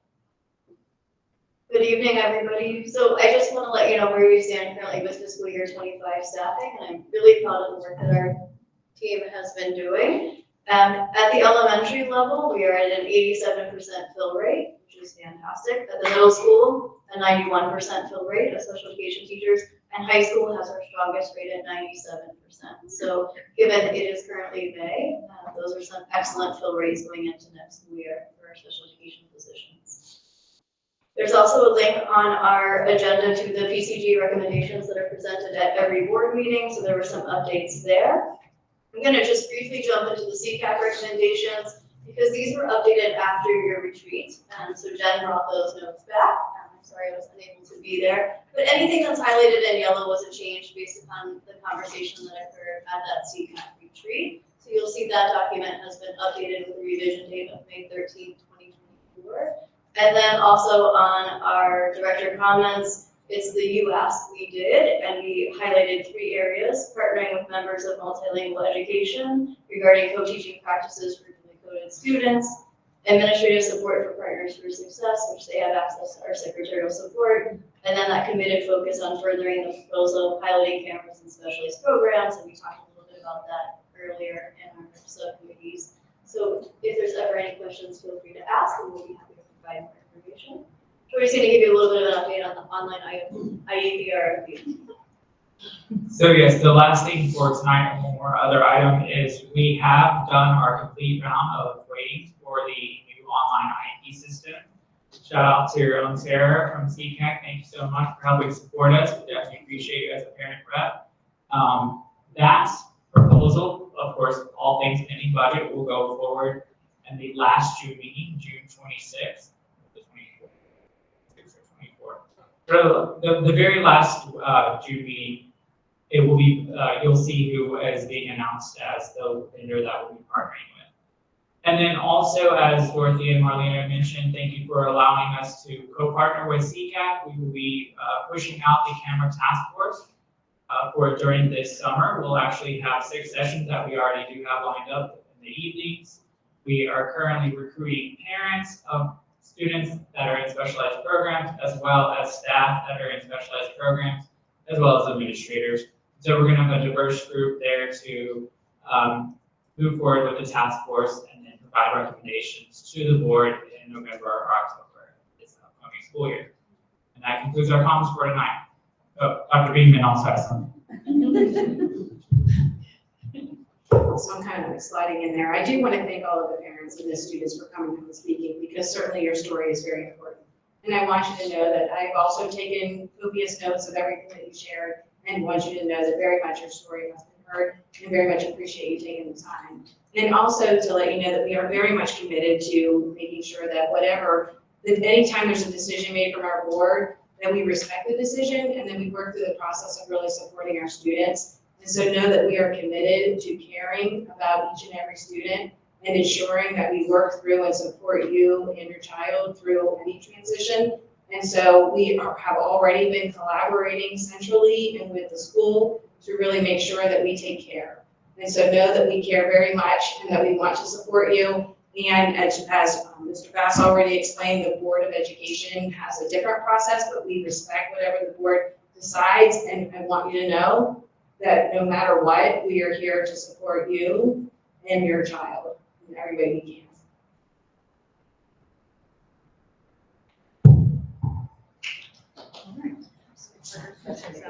Thank you. Partners to success. So, when we're, on our subcommittee updates, we didn't have membership, so I think Yes, we just- on our subcommittee updates, we did not have membership. I just want to make sure they get an opportunity to provide an update Sorry. before we, and it can be whatever you want to put it in, but I think it should be at some point before old business. I would agree, so I apologize. Really quick, let me just jump in. I don't know why we missed that, and we were going too fast. Yeah, as I said, the agenda snuck up on us. It was a short month, and we got this out quickly, so I apologize. Do you have an update for membership committee? Thank you. Yeah, absolutely. So our membership application closed over the weekend. We had 73 applicants. And so I'm sending out a list of sort of categorized for everyone. That way, we have 9 vacancies we need to fill, 3 staff vacancies, 2 students, 2 parents, and 2. So I have a spreadsheet that I created that's broken down. So that way, we're not looking through 73 applications. We know that these numbers are staff, these numbers are parents, these numbers are community. That way, when it's time for the committee to come together and vote on who's coming in, it's just a much easier process. We are committed to getting those acceptance, at least the initial rounds. Obviously, some people deny, even though they just applied. So we start the process by May 30th. And then we will get all those acceptance letters, and then for those who applied but were not accepted, get those initial letters out. And then obviously, we send them every week, so you could have been not accepted at first, and then 2 months now you get a call from saying, hey, you didn't accept that. So we get those out, again, our deadline is May 30th. Can you just give me that breakdown of the 9 real quick? Sorry. Yeah, so 3 staff, 2 students, 2 parents, and 2 community. And 2 community? So as always, with some application, parents were our biggest chunk. Because those are some of the greatest advocates, so we do at least have enough applicants in each category that we could fill those vacancies. I'm sorry, and then also we have our June get together on June 27th. Say that date again. The meet and greet on June 27th. We do that. Okay. Downtown and. Social. Yeah. Social. So for the folks that are not making it through this round, is there an opportunity to plug them into a subcommittee, offer them a way to volunteer and support CCAC in some other capacity? That would be a question someone who knows the bylaws better would have to ask, but as far as I know, if they're not a current member, that we can invite them to, I mean, anyone is invited to come speak. We don't take volunteers on our committees? We have not, because all of the committees, well, all of the established committees are required. Every member is required to be on the committee. We have not opened it up. We have asked for volunteers for the resource fair in the past, for things like that.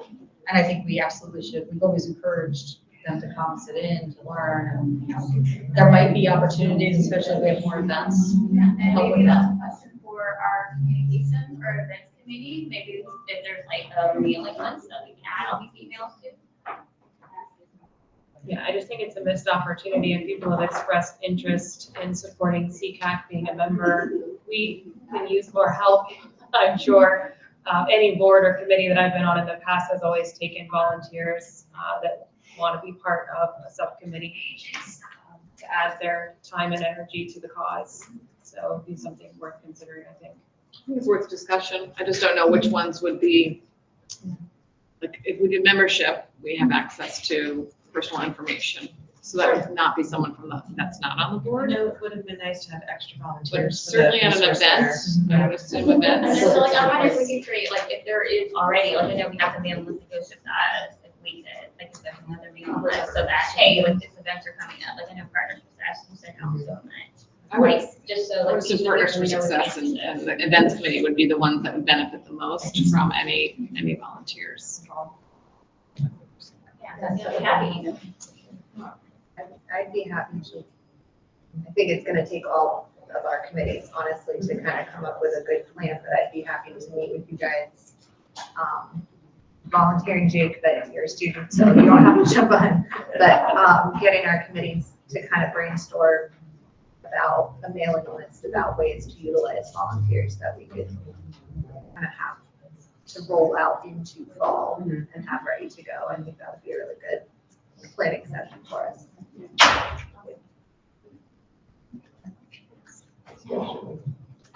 Okay, Rachel and Lisa, sorry.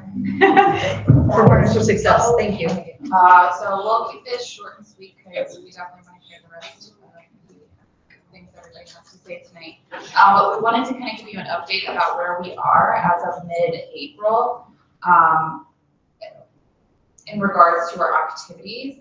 Last year we had 271 attendees for our family activities, and we only posted 8, I say only because I came in December last year, but 18 events. We pretty much tripled that. We had 51 events this year, and 672 families or individuals have attended our stuff, and that's just mid-April. So I'd like to pat ourselves on the back, but also thank you guys for spreading the word and supporting us. Some of our big topics that we are seeing within our data are IEP process, related services, accommodation aids, modifications, behavior concerns, family support services, and resources and information. So that's one of the big topics that we will be focusing on this coming school year. And then I also wanted to share an email that Lisa and I got from a parent that attended the O's game with us on Sunday. She said, we had so much fun, and it was a great game. They won, so yes, it was a great game. My son stopped at the kiosk to get his first games button and a picture of the mascot bird. He held that card with the bird on it the whole game, and every time they were putting the camera on the audience, he would hold it straight up in the air for it to get on the screen. He had so much fun. He said he loved it, and even got a shirt so he could wear it to school today, and took the mascot card to school with him today. Thank you so much for the wonderful opportunity. He wants to go to so many more games, and it's all he's been talking about. It's always wonderful to find things outside the home that your kid can enjoy. And we've received so many pictures and so many emails like this, and I think this is so awesome. Continue to spread the word. I really like talking to some of the new families that I saw there, and just seeing them face to face. It was awesome. And it was a lot of first games for a lot of us. So that went really well. And of course, they won, so that's always a plus. So thank you all. Can you just tell me what the focus for next year is? Just like what were the Do you want me to just email you? Yes. You got them all? Yeah, I got them all. She's fast. Thank you, guys. Okay. Time check, 7:30. So we are on old business. You want to cover some of these? Because I don't know. So just a reminder about posting the subcommittee meeting notes in the shared folders to make sure that those are updated. So what was presented this evening, please make sure that that information goes in there. I think we kind of already touched on the scheduling, but the calendar access and scheduling, which would be for the upcoming year. And so there was going to be a merge, I guess, of the, I know the calendars. So this way, but making sure that everyone can see the calendar. So. And then students in school avoidance, which, okay. Lost Laura. Okay. We can come back to it. So we have a follow-up meeting on that topic with the student services team. June 5th. Another follow-up meeting, okay. It's with student services. Okay, awesome. We'll look for notes or updates in the chat. All right, new business. This is where we can go around. So comments from community members. Does anyone have anything they want to bring up for our last meeting of the year?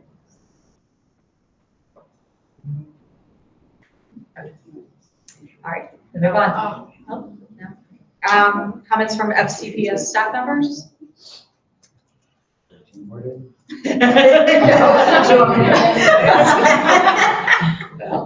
I always tell my daughter, I'm like, if you don't have any more days, ask the teacher, they know it'll come. Comments from student members, anything to add for this year? Okay.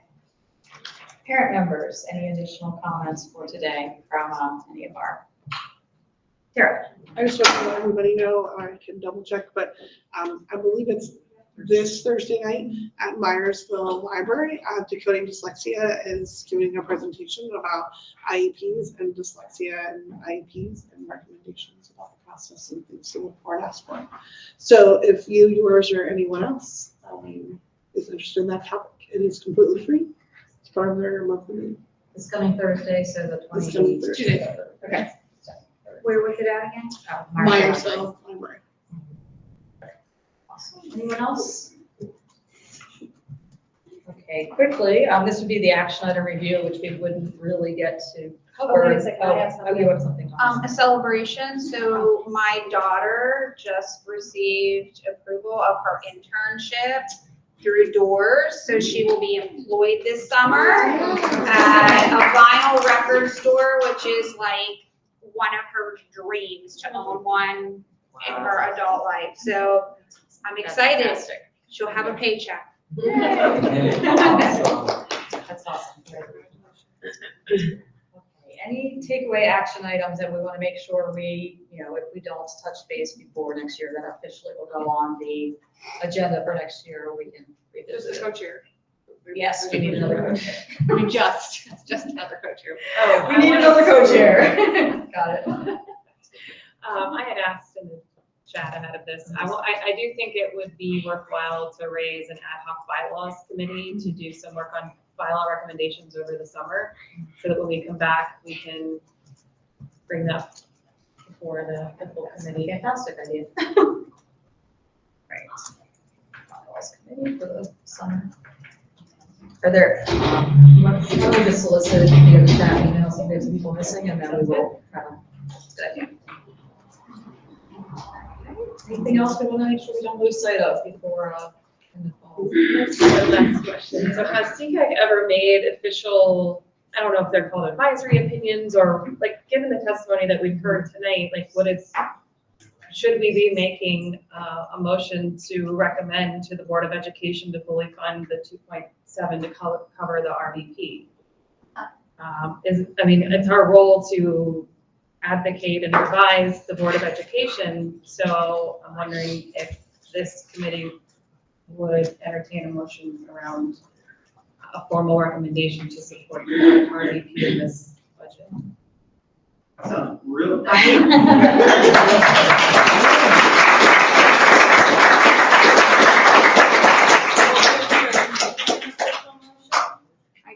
you asking? Well, Is it open for discussion? Are we open? yeah, I think we should at least, yeah. You want to make a motion and then? Either way. So I can make that motion and then we can open it up for discussion. So I move that we recommend to the Board of Education to fully fund the RVP, the $2.7 million, and to continue supporting that program for the most vulnerable and given the testimony that we heard here tonight. So now they're open for discussion, is how we say that. Sorry.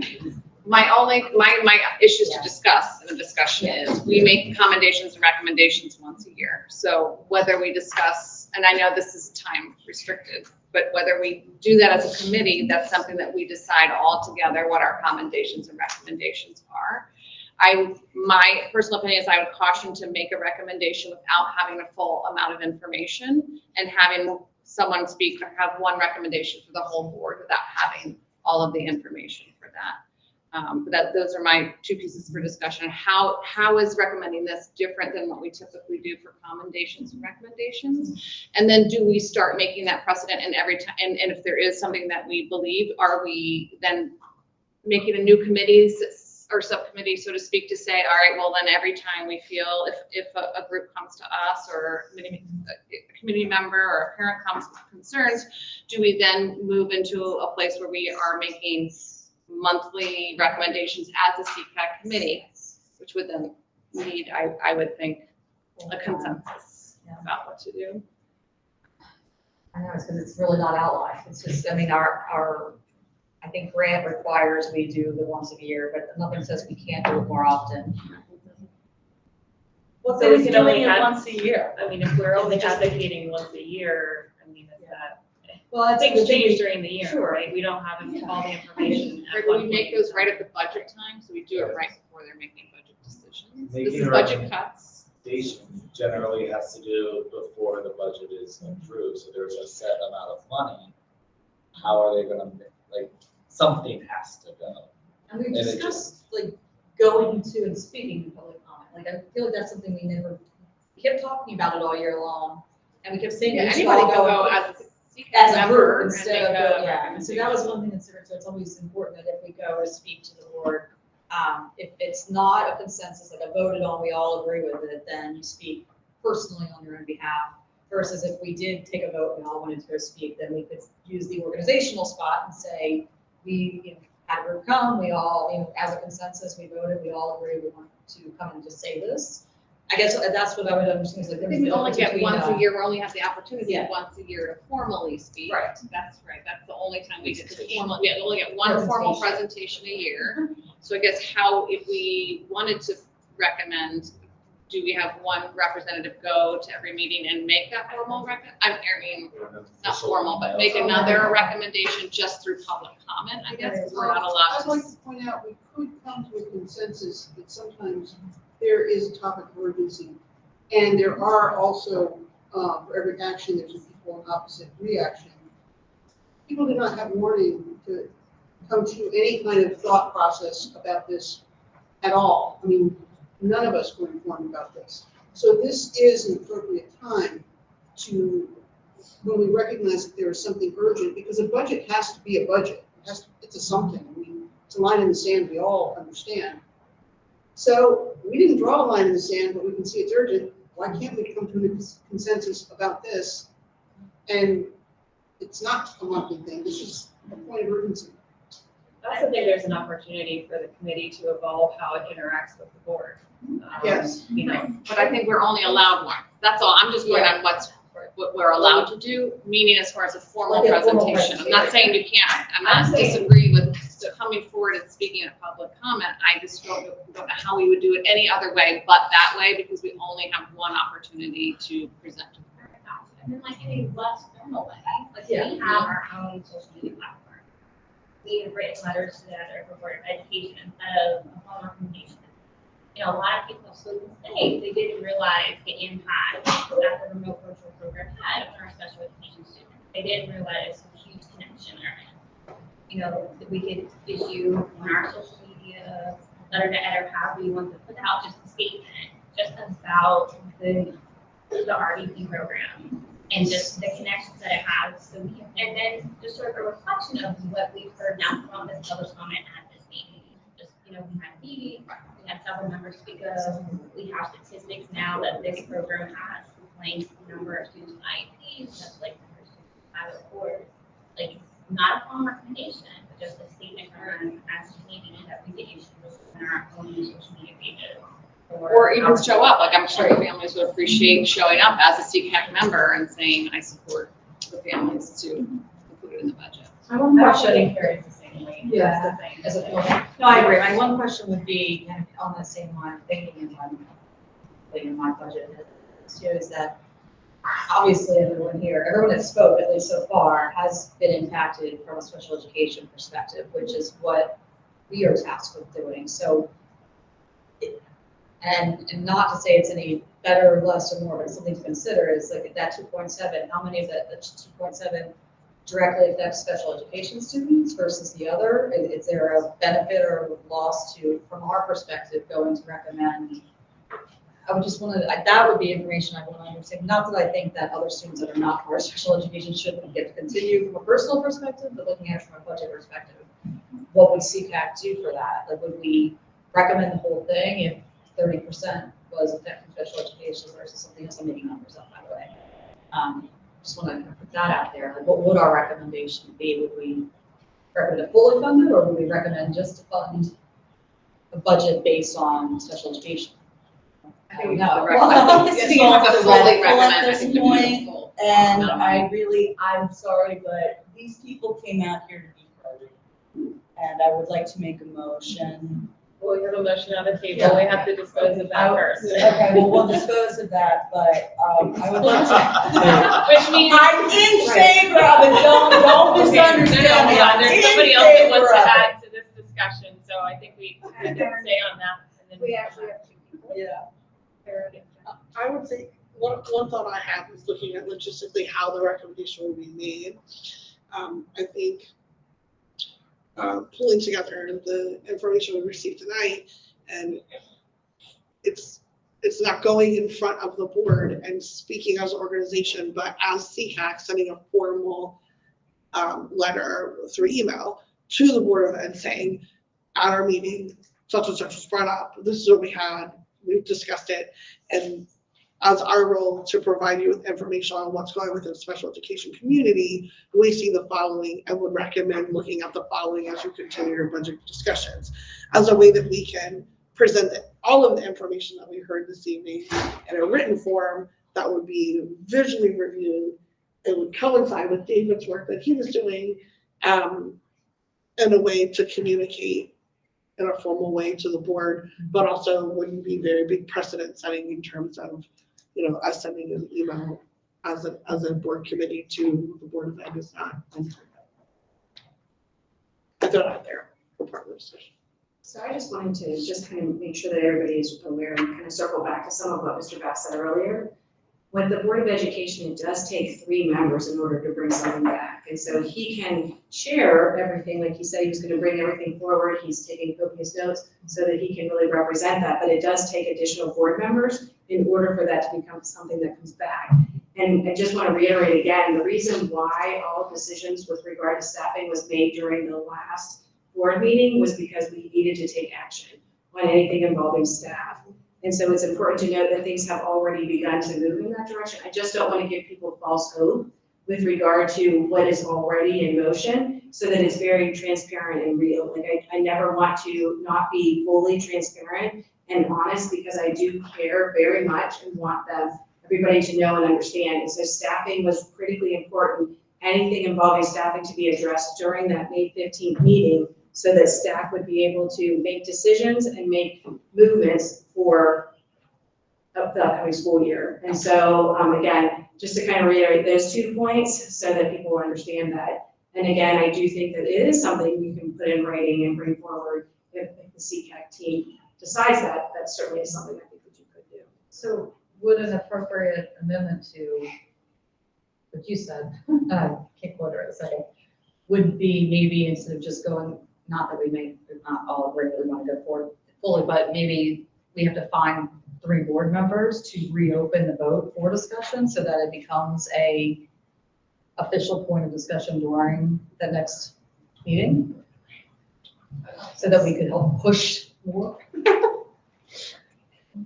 My gut feeling is to decide if you want to write the letter and write the letter. I mean, logistically, just briefly, it takes 3 members to get a new agenda item on, but actually, I think that 1 member who voted in the affirmative could bring something back for a vote. Again, not wanting to bring false hope, but it would be, that those would be some of the logistics. So would we be willing to amend the motion to say send the letter as a team, as a committee? Yeah, I think maybe I'm not, or I'm using words that mean more weight than what I intended, because what I intended was for CCAC to send a letter of support for the RVP program, and maybe because I said recommendation, that meant something, the annual Yes, thing. yes, yes, yes. Now it's all clear right now. Not a capital R. It's a lowercase r. But still, not to say we might not want to move forward for our official recommendations, sure, to continue, now that we're aware of how impactful it is, and if we're to stick around, we'll come back. Yes. Got it, okay. It's definitely shows. So, yeah, to clarify, yes. Clarify that we do it as a letter of a recommendation. Yeah. And so then we want to take a vote on that, then, right? Yes. So state that again, so we can put it on. I move to send a letter to the Board of Education recommending that we keep the RVP program intact. They're all in favor of sending a letter on behalf of and abstain or vote no.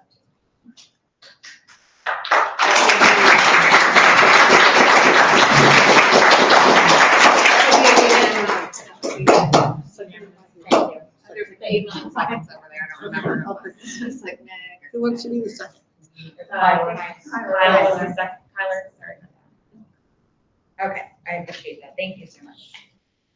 Great. Any other parent, or no, any other action item reviews or we were? Okay. So we do have 10 minutes left, and there's always opportunity, just so everyone knows that a member can recommend an extension if we get to that point. Just before we go, so we don't oversee it towards the end, this is the last meeting of the year. We'll get together for a social gathering for those that can make it on June 27th. And I think we could turn it back open to public comment. Can I make one more comment? Yes. I just want to thank you guys for being co-chairs and coming up, and you guys have done a fabulous job, and you will certainly be missed as co-chairs, and I'm glad you are sticking around.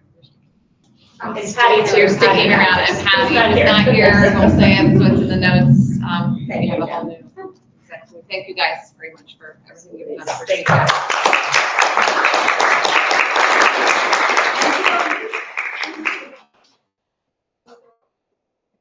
Turn a little bit if that's okay. I was going to go down the list if that's all right for public comment, and then we'll watch the clock if we need to extend with any questions.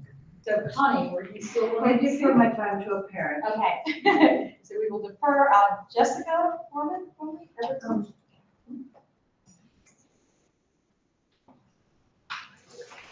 Hello, I am Jessica Bones.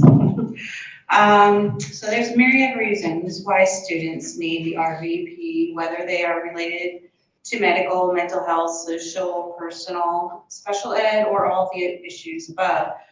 1 in 32 kids are diagnosed with autism spectrum disorder. Regular classroom teachers are not special ed trained. Most do not follow, in our experience, the IEP 504. Some flat out ignore it because they are already overburdened in the growing class sizes. Neurotypical kids are not taught how to accept autistic kids, so the bullying persists. In our case, we have 2 boys, 1 in 6th grade, 1 in 8th grade. Both are autistic.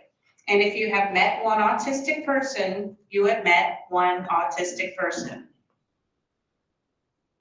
Both of them are not in an in-person school because FCPS couldn't provide for or protect them properly, and we will never put them back in an in-person FCPS school again. Our 6th grader was diagnosed autistic earlier this year and is being homeschooled because of autistic burnout and trauma endured in 5th grade at Blue Heron Elementary School. He had a 504, and it was not being followed because his teacher had 32 kids in her class. She flat out said she couldn't give him the attention he needed. He was left alone in a classroom for 2 days for recess detention, bullied by other kids, which crushed his self-esteem. The RVP would not be a good fit for him, but currently there are 0 appropriate resources for him in FCPS. Our 8th grader endured incessant, he's the one who spoke up here first before. He endured incessant bullying from a growing number of kids in his 2.5 years at Oakdale Middle School. We followed every protocol, reported incidents, had meetings, but the bullying persisted. This took a severe, nearly detrimental toll on his mental health. We met with the school admin team to discuss his options when he came to us over winter break saying how bad it was and not wanting to go back. We met with the admin team to discuss his options. The remote virtual program was offered, so we decided to give it a try. Since then, he's no longer being bullied. His mental health has dramatically improved. He is less stressed and he is a thriving straight A student. And I'm not just, I mean, he is a stellar student and he loves his teachers. His teachers loved him at Oakdale. That was his only saving grace was his teachers at Oakdale. Excuse me while I turn the page. Sorry. The RVP is an excellent fit for him as it is for hundreds of others, and it could be for more to come. This should not be an argument about getting kids back to in-person school environments. The reason you have as many special ed kids in RVP is because it is the least restrictive environment and it is not in person. Most of these kids have sensory processing issues. Kids with sensory issues get overwhelmed and might act out, shut down, or throw tantrums. They cannot access their learning brain with their nervous systems constantly being assaulted. This is not an environment conducive to learning. As a result of these cuts, you will see more overcrowding, more resources and money and teachers and aides needed to support these kids rather than having the RVP in place. FCPS says they will support the kids with an IEP 504, that's what they said at the BOE meeting, but our experience tells us they will not have the resources. Though my son will be in high school RVP next year, we fear for the younger grades that are missing their lifeline. We fear that the high school RVP will be on the chopping block in the years to come, further disrupting their education. I encourage you to ask yourself, are we just going from the frying pan to the fire? What are the long-term financial costs of taking away this program? And what is the human cost? The issue is not going away. The number is only going to grow. We have all sent emails, watched the meetings, participated in the meetings, and the one common thread is the passing of responsibility onto another branch of government and attempting to appease constituents with semantics. FCPS, the Board of Ed, the County Council, the County Executive, the state, the country, all of you need to come together and figure out how to make this work for its marginalized students, constituents, and fellow human beings. Thank you.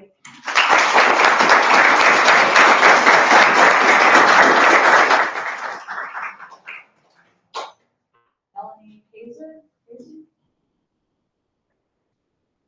That was Bryce, he spoke. Okay. Can I make a motion, please, because it's 7:57 and the next person that's gonna speak, I don't want them to be interrupted. Yes, I'm sorry, and then we've got 1, 2, 4, 5, 6, 7, 12 more speakers, as you're recommending your number, you're gonna throw out there.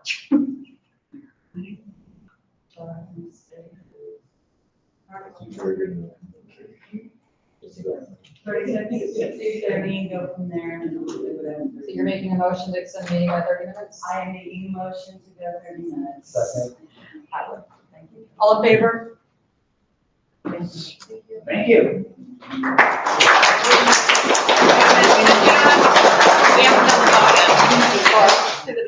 We didn't do the vote yet. So Yeah, if sorry. you're in All in favor, favor? please keep your hand up. Oh, yeah. Okay, passes. Thank you. You're unanimous.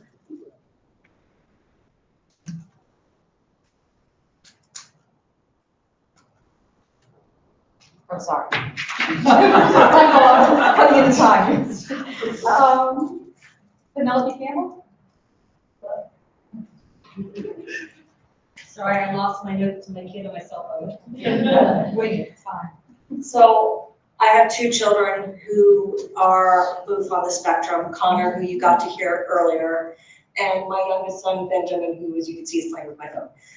Benji was in the remote program previous to when they cut 1st and 2nd grade.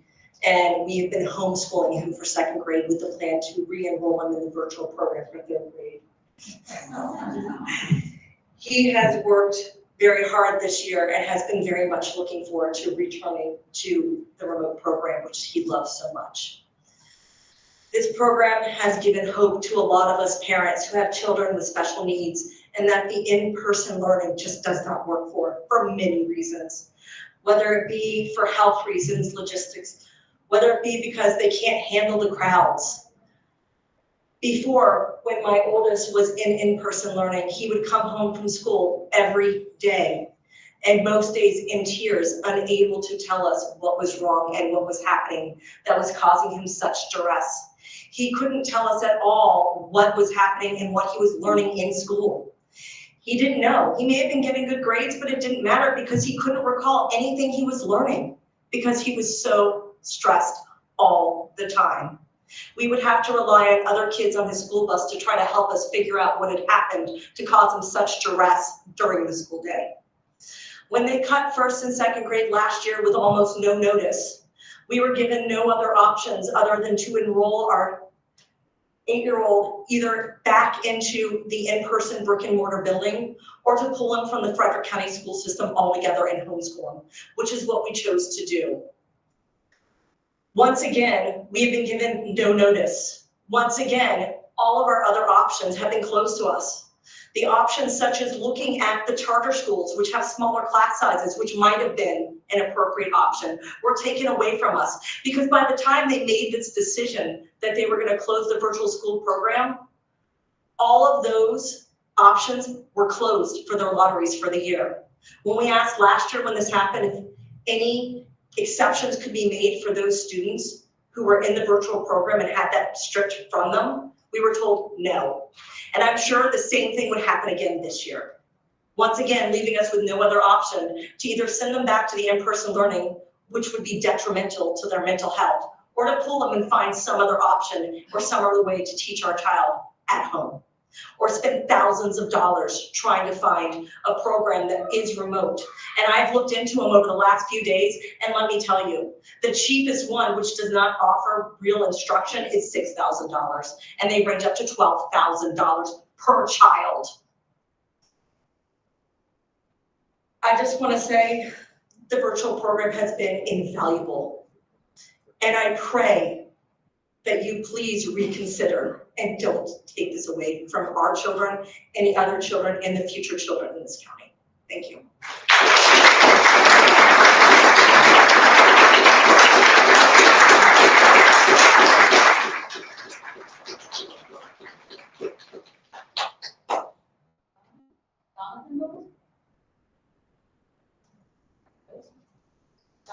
Yes, I'm sorry.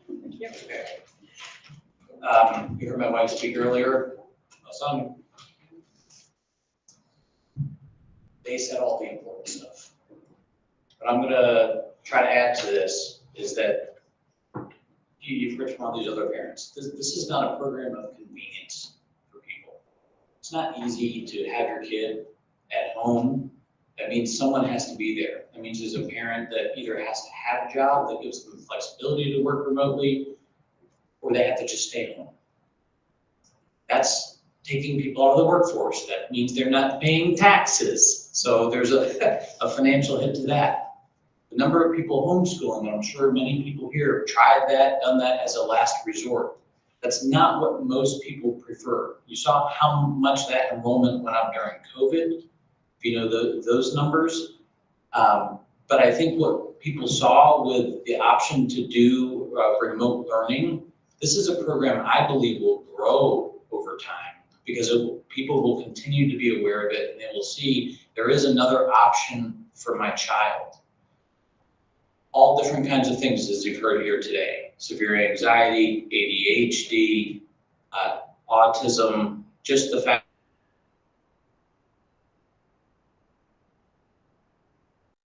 can't get away from other kids that are bullying them or that aren't letting them concentrate. It's just not the right environment. My son, he had great teachers at Oakdale, but the environment was not right for him. And this provides that alternative In this day and age, we have the technology to be able to do that. We didn't have that 10 years ago. And I know part of what we're gonna hear, and we've heard kind of through the grapevine, there's people higher up in the Board of Ed that don't think that you get as good of an education with the virtual thing. Same thing in the corporate world, right? Oh, we can't get our jobs done. We got the jobs done all through COVID. I understand that for a lot of kids that did put them behind, but these are not those kids. These are the kids that helped. So this is a part of the portfolio of options that FCPS should have at their fingertips to be able to serve every child every day, as you said, David. Right now, I feel like we don't have those options. This is one of the few options that are there for kids that need it. You know, the kids that you've heard from tonight, and we're about to take that away. It makes no sense to me. The last thing I want to say is like, you know, my wife said this too, is like, we've heard a lot from people, oh, this decision's made, that decision is made. Oh, we can't earmark the county council that we're gonna go to tomorrow night. We can't earmark the funds. You know, last time we heard they gave some money to help out the bus drivers and the school system spent it on something else. We have a new superintendent, that doesn't fly anymore. We have other people to deal with. This is politics. These are the roles that people got elected into. And David, I appreciate your thoughts here tonight and, bringing these thoughts back to the board. But it's gonna take rolling up your sleeves and saying like, this is important. We're gonna have to work with the county council. We're gonna have to work with the county executive, with the people at the board of, on the school board and at the Board of Ed. It's gonna take people rolling up their sleeves and doing some hard work on this one. We didn't have the time to object. We didn't have the time to make arguments. It sounds like not even all the information about how much this is really gonna cost is at people's fingertips right now, which is insane to say we're gonna save $2.7 million when it might end up being 400,000, which is about what the county council is ready to give. So those numbers need to be had, so we know what the true deficit that we're trying to make up for this program is. That's all I got to say about that.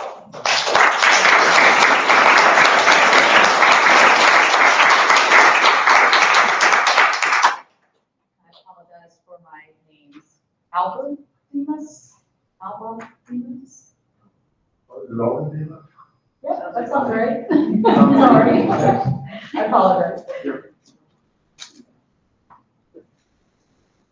Right, it probably should have been a pharmacist or a doctor. Gosh, I prepared a letter, but then my daughters, what's that? I do have, but the problem is I'm not gonna say anything, in my letter that would be different than my two daughters would say. So I guess I'm just gonna do it off the cuff. And so my observation is that this is driven by trying to save money. And so everybody's kind of drawing lines in the sand and, that there's $2.7 million associated with this program. But I have a feeling that when this program is going to be cut, that ultimately it's going to cost the county a lot more money. I predict it's going to be a lawsuit, right? That's just my gut feeling. I predict that there's going to be all kinds of other problems. You're going to have to find placement for a lot of students that have rights under IEP. It's going to get negative publicity. I know for a fact that the governor knows about this. I know that the senators know about this. I'm not going to tell you why I know that. I have a feeling, though, that when it's all said and done, that $2.7 is going to look like chump change. That ultimately, she spent it. I don't know how you're going to fix your budget shortfall. I know that President Yoho, the board, is asking people to come up with alternatives. That's not my job. And I predict that it's really David, and it's yours and other people's job to figure that out. I see a lot of politics being played. It's not making me very happy. Anyway, I think the RVP is really important. I think about Frederick. It's a lot like the small towns my family comes from in Europe, and it's one of the reasons I like it. We just changed the county flag. We talked about how, Frederick is a crossroads of American history, and that's true. From the Civil War on, right, Frederick played a role. Right now, things are changing, and Frederick is the biggest, fastest growing school district in the state, for I'm told is true. So it's for us, once again, to take leadership somehow, moral leadership, and figure out what to do with these children, which are really some of the most vulnerable. So I just hope we do the right thing. Thank you.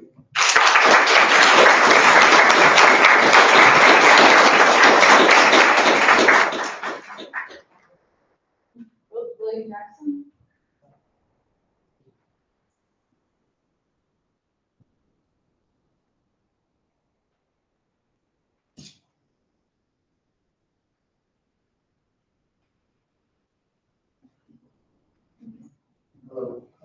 William Jackson. I'm a parent of one of the virtual students. After coming here today, my whole mindset of what was going on has changed. It definitely has changed.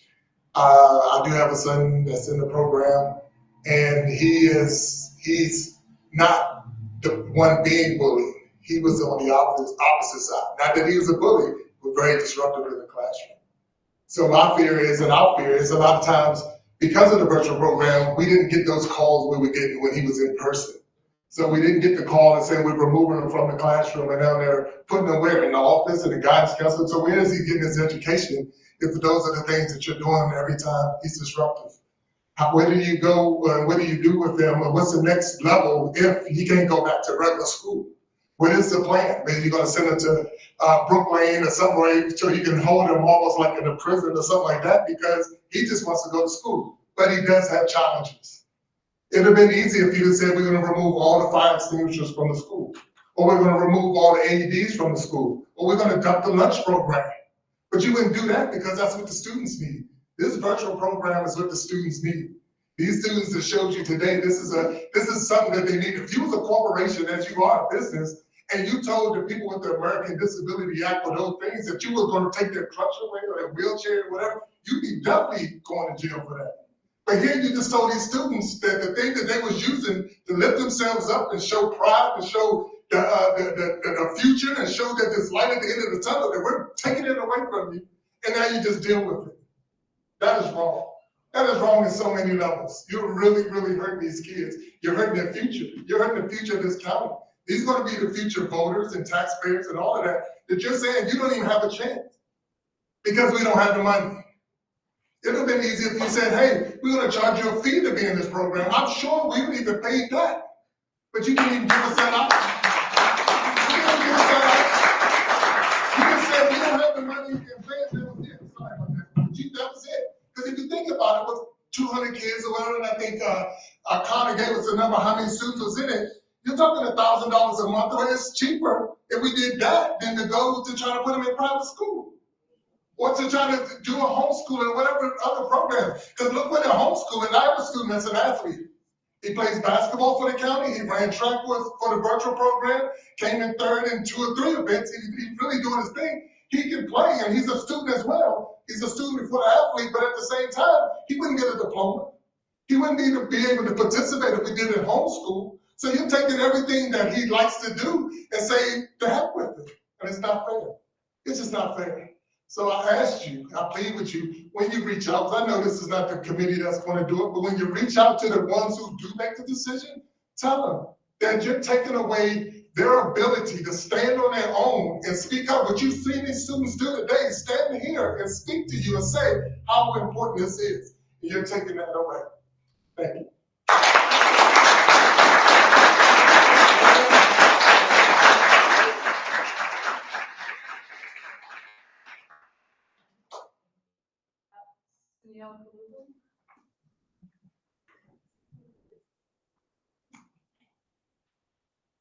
Yeah, hi, hello.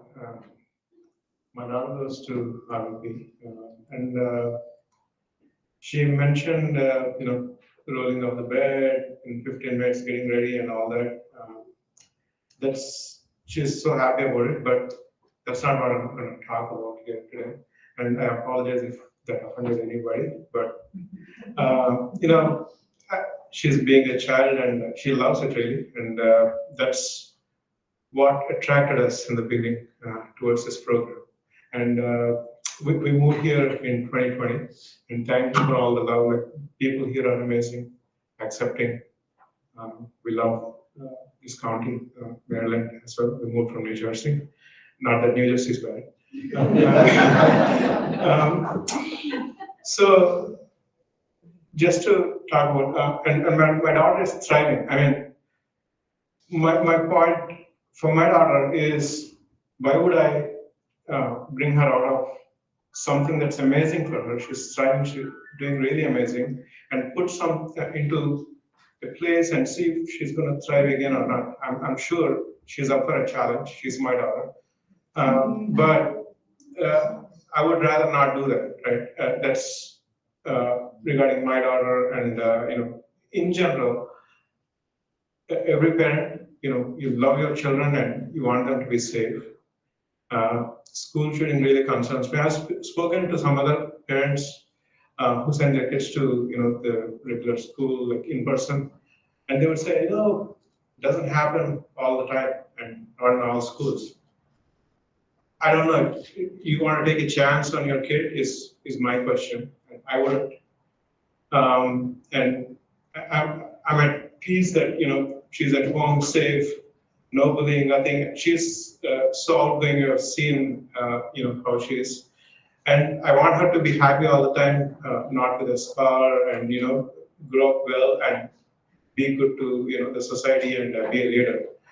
That's my dream for her. And this environment that she's going through is great for her. I see that, and I want that to continue. Right? Coming back to this RVP program itself, it's being like, you know, as you're emptying your home, you see what you could throw away for your fall cleaning. It feels like RVP program is like that when you're looking at the budget, but it's your crown jewel. You have to realize that. I wonder why, you know, the county is not, you know, showing off how they came up with this program, and, you know, it's so good and helping so many parents and families. Our need for RVP is, you know, it's very small. After listening to all these parents, I'm really moved and want to see what, you know, in person I can do for this program.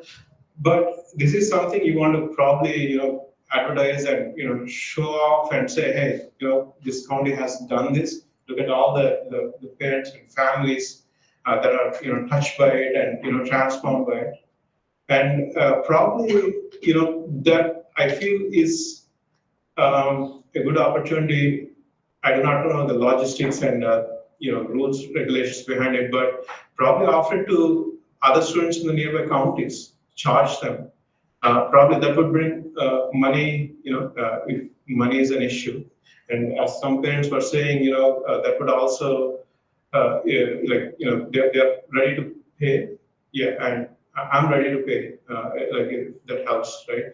That would be one way to look at it and, you know, see what you can do. And this program during the pandemic, like, you know, it was necessary. Now it suddenly became unnecessary just because the kids, other kids who can go towards, you know, the regular school. But what about all these, you know, kids who really, really need it? This is not, you know, we teach our kids, right? What my younger daughter, what is a need and what is a want, and we want them to learn. I don't know. I mean, not to be insulting and stuff, but this is actually a need. It's not, you know, I want RVP program for these families, right? Like, and being empathetic and, you know, when looking at the budget and stuff. And also probably blindsided, you know, when making this decision is not a happy feeling. And somebody talked about, you know, bringing emotion up and you only get one chance. I'm not into all this. After coming here, I want be active in this and be helpful, even as a little volunteer, what I can do. But probably you could actually do a motion so that this doesn't happen in the future, and say, if you are making budget cuts and it has anything to do with, special needs and all that, you got to give us a number of days notice before you even, go public with it, or go for comments and things like that.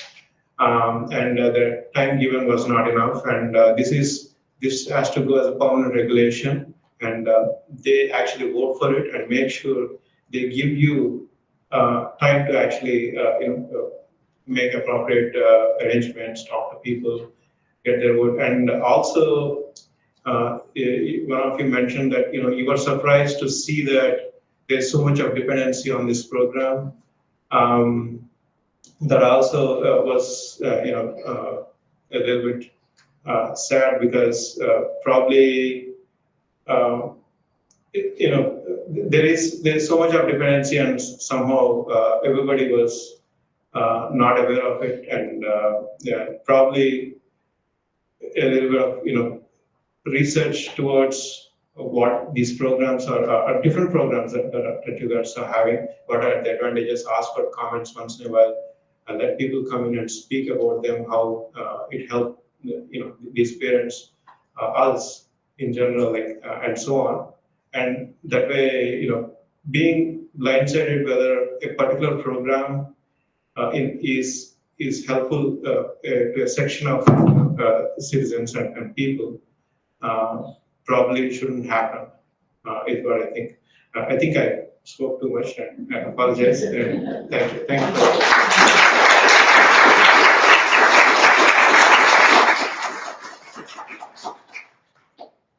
Sherry Howard?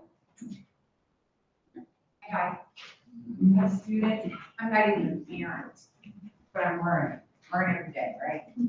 Up on the board, it says something about school avoidance. Is that an issue that kids are, they are avoiding school? You guys avoid your school? You guys avoid your school? No. Here, God, so they're really, do great. I don't think I need that. There was a comment made during the 515 meeting that, and it seems to me that's a predominant sentiment throughout the county, that these students at school refusal, these guys aren't refusing school. They are going, this is got too many notes. They have, it was an educational choice that was offered by Frederick County Public Schools for these children. No different than one of the charter schools was a choice offered and then accepted by the parents and the students. It was a school option, an educational option. It was not school refusal, just as accepting a place in charter school was not school refusal. These students have been acclimated to a completely different learning platform, and they deserve the continuation of education in this manner that they have been taught to expect and to accept and to learn by. I don't think public in-person is a viable option. I really don't. Also, the other thing is, always learning, there was a tax credit for new schools. Why not create a charter school? Have this be a charter school. They could, it seems to me like that would take some of this debt tax money to be found for that. Or the other option is to have a homeschool rather than having all these people coming at you from all different schools. Have a homeschool. So you can use the staff and from a homeschool and the teachers could keep their jobs. It could still be virtual, just have that one space. Like a trailer, you're crossing elementary. Right. Am I getting this through? I'm not sure. Yeah. Anyway, I think the charter school might be an excellent option. Take pride in it. I think this is an amazing program. I really do. It has answers a lot of needs. you guys really should be proud of this. I don't know of any other county, I've never heard of this happening before. And it could really grow. I think it could grow. I really do. Anyway, thank you, thank you, thank you.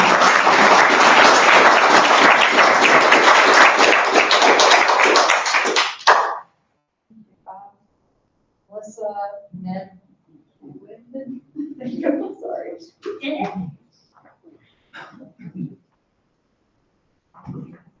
My name is Melissa Medwood, and I have 3 children that have been in the RVP since it began. I think because the program is small and that you may not realize the impact that it's having on our children. My family was devastated to hear the news that the program was part of a budget cut on Wednesday evening. This is not just a program, it's a school with its own community. It's creative and it's flexible. It's personalized to challenge kids in their strengths and support them in their weaknesses. Just because it's not a traditional brick and mortar school shouldn't make it any easier to shut it down. Some families that are expecting it to be available next year aren't even aware it's been cut. The school should be promoted then so that more people know about it. It's innovative and a solution to the issues of overcrowding and the children who didn't flourish in the in-person setting. I'd like to take the time to share some of the impact this program has had on my children. My youngest is now in 5th grade. When he was attending in-person school, he was so anxious that he wouldn't eat breakfast or lunch. He wouldn't even drink water. This led him to the pediatrician with him being severely underweight and dehydrated. He frequently didn't feel well, which caused him to miss lots of school. One day, I was called to the nurse's office only to find him laying on the bathroom floor. He spent his school days being uncomfortable asking a question or participating in discussions. Fast forward to virtual learning, and it's been a whole new world for us. My son happily attends school every day. He is engaged in learning. He participates and acts as a leader. He's eating and drinking and gaining weight. I can manage his anxiety in our home without the needs for any additional resources. These kids feel safe in their homes, but also get the benefit of being able to have live instruction from skilled, flexible teachers with a community of classmates. Many of the kids in this program were consistently exposed to bullying, illness, fear of school shootings, IEPs, and 504 needs not being met when they're in the traditional classrooms. The RVP allows them to feel safe and focus on learning. It's really beautiful to watch them feel comfortable enough to share and to hear the other kids compliment them and be supportive. You can't learn if your most basic needs aren't being met. My son is getting straight A's and testing well above grade level in reading and math. If you look at the mission and vision of the Maryland State Department of Education, one of the values is equity. It states that we will do whatever it takes to eliminate barriers to success and provide the necessary resources and supports to ensure that every Maryland student achieves at the highest level. Another value is excellence. It states, we will ensure a rigorous and engaging educational environment for all students defined by high expectations, research-based instructional practices, and highly effective, culturally responsive educators. If you take this program away from these children, you will no longer be upholding these values.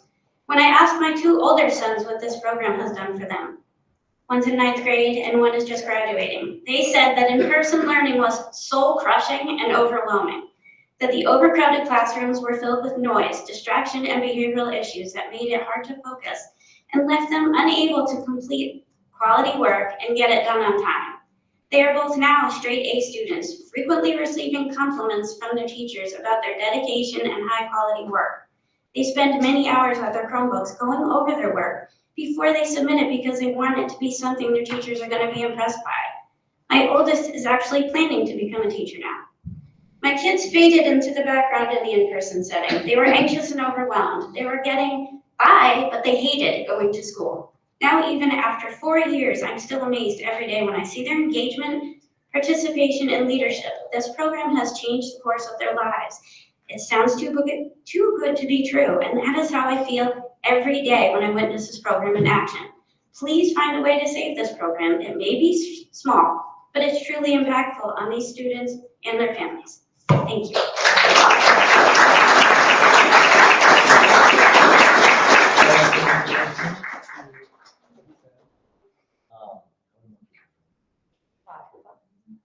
I was gonna make a motion to extend 15 minutes and take a 2-minute pause for any members of the committee that needed to leave.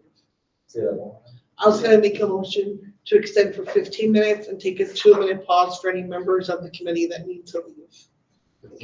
15 minutes starting after the 2 minutes? After the 2 minutes. Yes, So it's 17 total. yeah. Second. All in favor of extending but allowing the members to leave?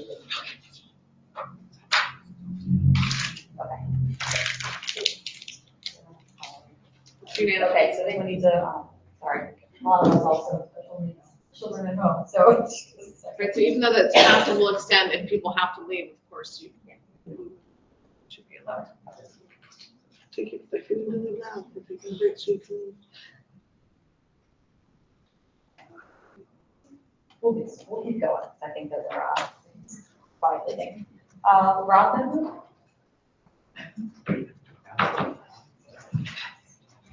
I really don't think there've been so many amazing things said. Kids are incredible. Parents, you really, really like these kids. I'm kind of fond of fun, but I wasn't prepared for this. Wasn't prepared for this at all. And of course, thank you to everybody on the committee here who's staying way, way late, way beyond what any of you probably expected today. Certainly, it's way more than I was expecting. All right, so, geez, I'm trying to think of, do I have anything here that's really novel? I mean, because everybody is saying everything that's been on my mind. So I'm not entirely sure if I'm going to be able to offer more than what others have done an incredible job getting across. So I'm just going to go with what I have here. So my name is Rob Edmond, and I am an RVP convert. So to say I was skeptical and dismissive of the RVP upon first learning of it would be a massive understatement. I came up in the glorious 80s and 90s when education was delivered in a one-size-fits-all method. And because it suited me and my friends, because that's all that really mattered, it suited us just fine. And I thought those who didn't, I thought the people that struggled, the people that weren't like me and my friends, well, they were inferior. It didn't really matter. What they really needed to do was just suck it up, toughen up, adapt, right? That's what everybody should do. There was just, just conform. So within the first couple of weeks of observing the RVP in action, I became one of its biggest supporters. I did a complete 180, just massively changed my mind. I quickly appreciated the value of giving students optionality. I heard somebody make that point before, and that's huge. Optionality with respect to education delivery methods. I came to look at in-person school much, much differently. But there were certain aspects of in-person school that were needs to people like me. I needed in-person school. However, it became clear that those same things are material distractions and barriers to other people. Same thing, the exact same circumstances, having massively different responses to people. Today, I'm confident in saying that my kids are thriving in the RVP, where they're able to focus on what matters most, consuming the curriculum free from fear, distraction, and judgment. And I am convinced that at this point, I'm not going to risk their school years being compromised. They will not be going back to an in-person environment. I see that it's not the right school program for them. Unless it's something they wanted to do, it's something they chose to do. I'm not going to force them to do that. I don't think anybody should be. All right, second point is, look, I'm a cliche father, all right? So I'm not entirely sure I knew what I was coming for tonight. I'm way behind on understanding how these public forums work. All I knew of this stuff is what I saw in reruns of Parks and Recreation. I don't know anything about the finances of the public education system, although On that note, I'm really appreciating what I'm picking up from what everybody's sharing with us in terms of orientation on this stuff. Before tonight, I had no idea who had authority to do what within it. However, I am steeply experienced in what it's like to work in corporations and how they've embraced having a distributed remote workforce. I watched this evolution transpire over decades. When I entered the workforce in the 90s, it was virtually non-existent. I saw it adopted sparingly in the 2000s. In present day, the majority of people working for my company, the people I work with, are now doing so remotely. Throughout this evolution, I came to appreciate that learning how to work effectively and be successful in these settings is an art unto itself. And I greatly admire the people that do it well. I don't think I do, but I know the people that do it well, and they are incredible. It took me years to learn the nuances of how to optimize collaboration in remote settings. And like I said, I'm not great at it. I'm still working very hard at it. To this end, I am envious of these RVP kids who are coming up through this program, for whom this is going to be second nature to them. I'm trying to learn this in my 50s. Let's see. Last point I want to make is that, like I said, I don't know a lot about how this stuff works, but I have spent a career working within private corporations where no material decisions are made without robust cost-benefit analyses. So I super appreciate everybody that has brought up some points on both sides about the math behind this and talking about some of the options. So to the degree that that conversation can keep going, I would really, really appreciate that. I'd love to know more about that and explore options here. There's been a lot of great ideas put forward. But because of this, yeah, I'm having so much trouble imagining the analysis that precipitated this decision. We're hearing a litany of testimonials from parents and students describing how this delivery method is critical to fulfilling the fundamental objectives of FCPS for a respectable, and again, I mentioned I'm a cliche father. I had no idea how many kids this impacted. I had to use respectable because I didn't know it's as many kids as it actually is. So in closing, let me be clear. I think everything that is currently funded in the school should be funded. I think all of it is important to everybody for different reasons. So keep your sports, keep your bands, your clubs, and your proms, keep all of that stuff. However, if one were forced to eliminate costs from somewhere, I cannot possibly understand compromising an entire cohort's ability to consume the curriculum in a manner that has proved itself incredibly effective over other helpful, very nice, but arguably peripheral aspects of the school experience. So please.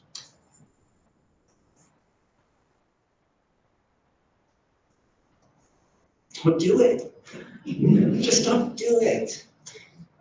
Thank you.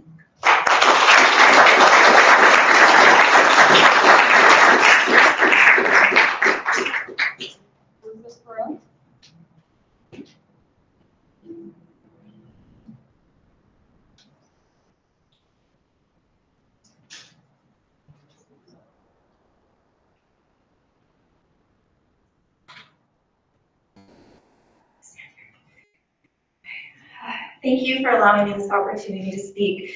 My name is Elizabeth Perron. I am the mom of 2 RVP students who stand here with me tonight. Carlo is a 5th grader at RVP. She began virtual learning in 1st grade when COVID hit and started in RVP in 3rd grade. And this is Gigi. Gigi is a 7th grader at RVP. She began virtual learning in 3rd grade when COVID hit and started RVP in grade 5. Gigi is one of the 29 RVP middle schoolers with a 504 plan. She has Tourette syndrome, which encompasses comorbidities such as anxiety, OCD, and selective mutism. Sometimes she simply cannot speak, not because she doesn't want to, but because she can't. But RVP allows her to speak without saying a single word, because it allows her to learn in a supportive environment where she can utilize a chat box to participate or point her camera upwards if she's having an episode of uncontrollable tics. These exact accommodations are written in her 504 plan. So how can these same accommodations be made for her in an in-person setting? They can't be. And eliminating this school denies her these rights. Harlow does not suffer any disabilities, but she is thriving in RVP, an honorable student every term, just like Gigi. Why? Well, she tells me because being in an online classroom with peers helps her concentrate and remain focused. Because instruction always feels up close, personal, and connected. She is able to learn because she doesn't have to worry about sitting at a classroom desk for 7 hours a day, asking permission to get a drink of water, a snack, or use the restroom, or finding a friend to play with on a crowded but lonely playground at recess. She doesn't have to waste her time waiting for her school bus to come pick her up, bringing her home 45 minutes after the day ended because there aren't enough bus drivers to bring kids home quickly. She doesn't have to worry about participating in lockdown drills, hiding behind a cubby, staying silent like she would have to if an active shooter entered the school building.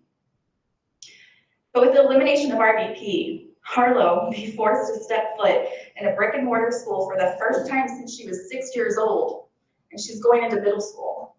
Middle school. Arguably, that's the toughest transition for any student. RVP paves the way to a whole new way of learning. This school should be promoted, not eliminated. RVP is a breath of fresh air and a way of educating children which has otherwise remained unchanged for decades, but very few people even know of its existence.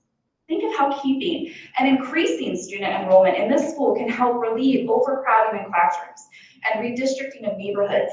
Think of how this school helps prepare students for a future which will very much be online and in virtual settings. Think of how this school can finally support those students who have IEPs or 504 plans, which were only put in place to help accommodate students who needed help in a typical school setting in the first place. Look what happened to these same students when no longer forced to attend a typical school setting. They flourished, they learned. And this may eventually lead to decrease of those students who even need to obtain an IEP or 504 plan in the future. And I think that would save the county money and resources. In fact, if looked over and funded properly, RVP can save the county money, not cost it more. But the numbers have not been run. The data has not been effectively collected or communicated, and no one came to the RVP community to discuss ways to save the budget. The county's short-sighted decision to eliminate an entire school and displace its students and teachers without even doing their homework will only result in failure. Thank you for listening.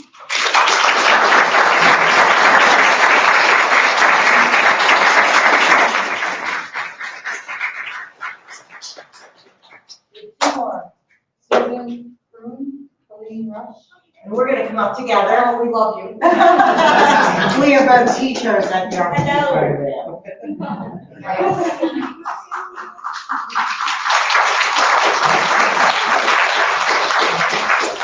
My name is Colleen Rush, and I am a special education teacher for the remote virtual program.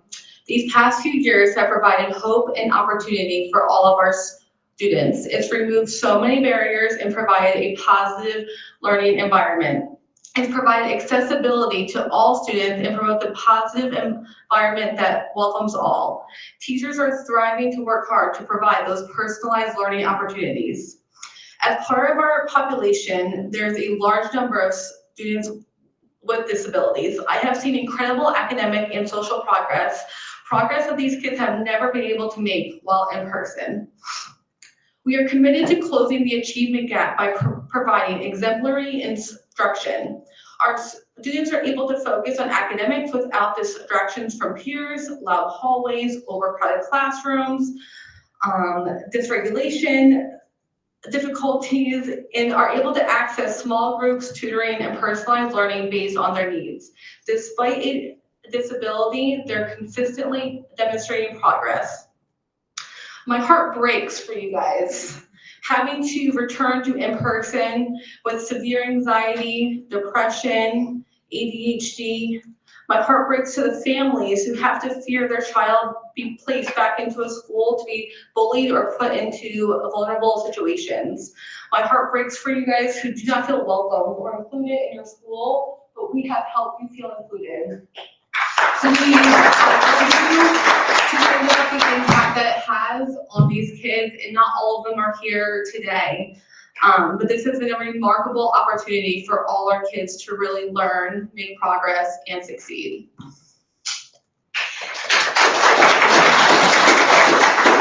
And I'm gonna be the closer. I'm sorry, I have. My name is on the list too.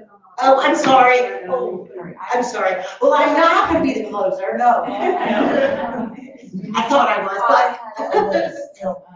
We are provided, we have to leave the building soon. But we do want to encourage everyone to keep, if you could close out, and then I think you guys send emails, video, we will make sure that it gets. How many are there?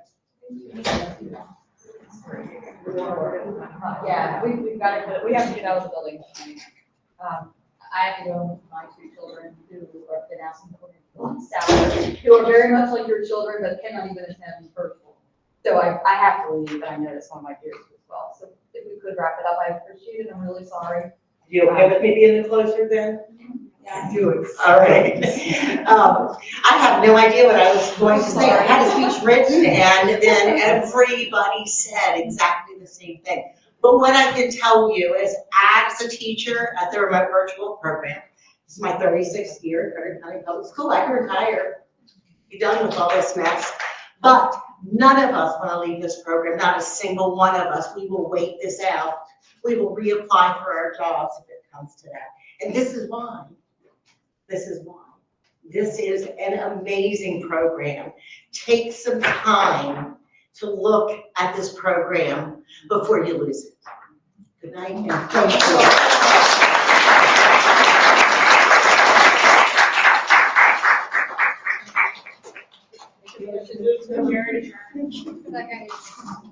All in favor? All in favor? Got it. Thank you. I'm so sorry. Bye.